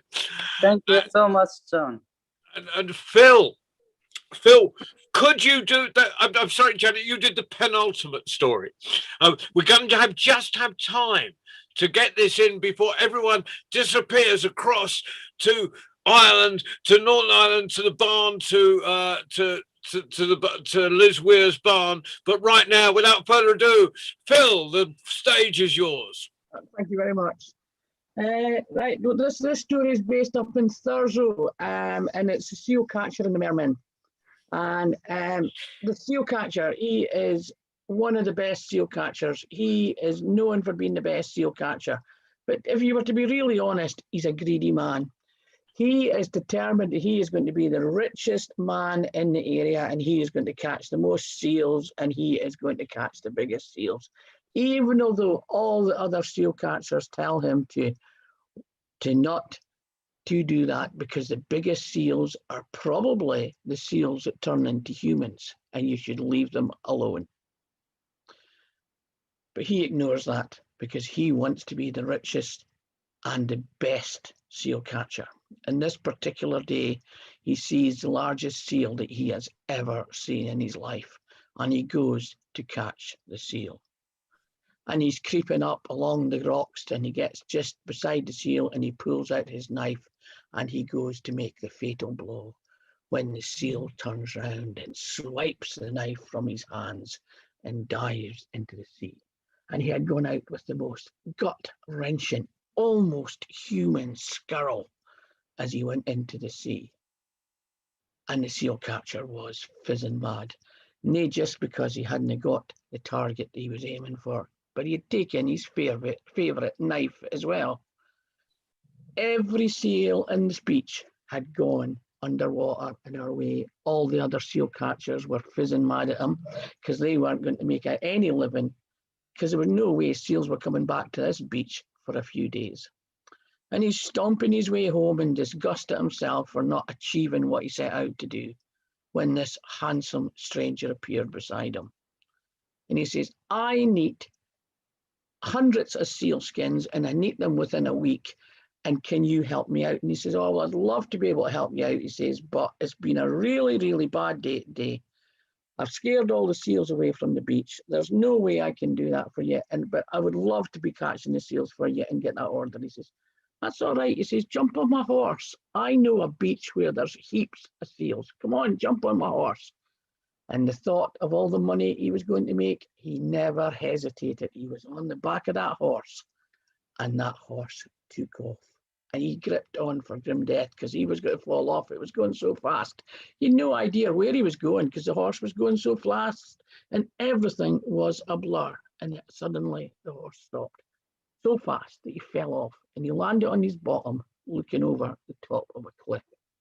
And he goes, okay, I might be in trouble here because there is not a seal in sight. There is just a really tall cliff. Lots of water down below there and no seal, and I'm in trouble. And just as he stands up, the stranger grabs hold of him and flings him over the cliff. And the two of them dive down into the water and they go deeper and deeper and deeper and deeper. And the seal catcher goes, wait a minute, there's something wrong here. I'm not drowning. Why am I not drowning? As he's going deeper and deeper into the sea. And as they reach the bottom of the sea, they land beside a cave that has a door on it that's covered in cockle shells. And the tall stranger had turned into a seal. And he swims to the door and he taps his nose on the door twice. And it opens. And they go into a cave that is full of hundreds and hundreds of seals. And they are sad. You know when you walk into a room where you know that people are just, their hearts are breaking. That is what it felt like in this cave. The hearts of these seals were breaking. And the seal catcher knew that it had something to do with his act that morning, trying to catch the biggest seal. And the stranger says, wait there, and he disappears through a door at the side. And the band's standing there going, I can't believe this. I am in so much trouble. And as everybody turns around and looks at him, he's thinking, oh, I am in so much trouble as they inch nearer and nearer to him, these hundreds of seals, and he's going up against the wall.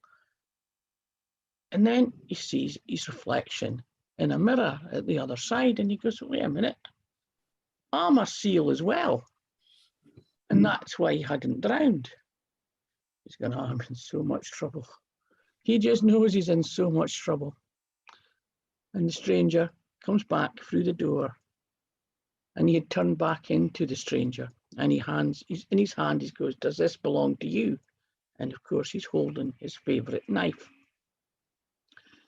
Yeah, that belongs to me. I'm really sorry. It's all right. He says, that was my father that you swung at this morning with that knife, and you have seriously injured him. And the only person that can heal him is the person that struck the blow. So come with me. And he's walking through, and he just goes, this is not good.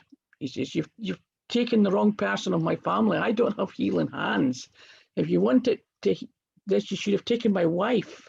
My wife is the one with the healing hands. It wouldn't have mattered. Your wife didn't strike the blow. It is a person that strikes the blow. You have to heal my father. And he approaches the seal, and he's absolutely petrified. He goes, this isn't going to work. I kill seals for a living. I don't know how to heal them. But he puts his hands onto the body of the seal. And if by magic the wound joins together and the seal is healed. And he can't believe it. He's gobsmacked himself. He just can't believe. And he goes, that is what you had to do. You had to have the faith to just take away the injury that you did. So if you think the Irish can party, and if you think that they can party in Trinidad, I can tell you seals can party. What a party they had at the survival of the seal. But the seal catcher he just didn't want to party because this wasn't his life. He wasn't a seal, so this wasn't his life. He just wanted to go back home and be with his family. And the stranger says, I will take you home if you guarantee that you will never, ever harm a seal again. He says, I will never harm a seal again, I promise. So contracts were signed, deals were made, and it was tied up in red tape. And the seal took him back out into the sea. And they went up towards the light and higher into the light. And then they flew out of the water up onto the top of the cliff. And the horse was standing there waiting for them. The two of them went back on board the horse and it flew. He didn't know where he was going. But when the horse stopped and he fell off and landed on his bottom, he was sitting outside his cottage. And the stranger says, you have agreed to do this, to never harm a seal again. He says, so we basically have asked you to give up your living. We cannot ask you to do that. You have a family, you have children, we have to be decent. And he gave him a bag of gold. And they were able to live off the gold. And I like this story for two reasons. I just like the story. But today, I think the story is important because we're asking so many people to change their livelihood because we wish to save the planet in different countries along the world. But we all need to be very careful when we ask this, that we are actually giving people alternative ways to live as well, just because we're asking people to change. And I think it's a story that's got time for today. And that's just my story of the seal catcher. What a story to finish on, Phil. A healing story. Perfect. Perfect. Well, thank you all. I mean, it has been the most fantastic night here, probably afternoon in Texas or somewhere. But it's brilliant. It's been moving, and we've laughed and we've cried. And we've even got time to get to Liz, so I won't be in trouble. And so thank you. Just give each other one more round of applause, and hopefully see you all tomorrow night, and hopefully see you in Marrakesh in February. That was great. Thank you. Brilliant night. See you all soon. Cheers, Baden. See you, buddy. 5 minutes. 5 minutes. Yeah. You go for that. Yeah, we're gonna rush. Good night. Yeah, I'll see you down the road. In a minute. Right, bye. You get time for one pint. Yeah, I could just squeeze one in, couldn't I? See you all. Bye. Thanks, Mohammed. Bye. You're welcome, John. Thank you. Bye-bye. Thank you. Bye-bye.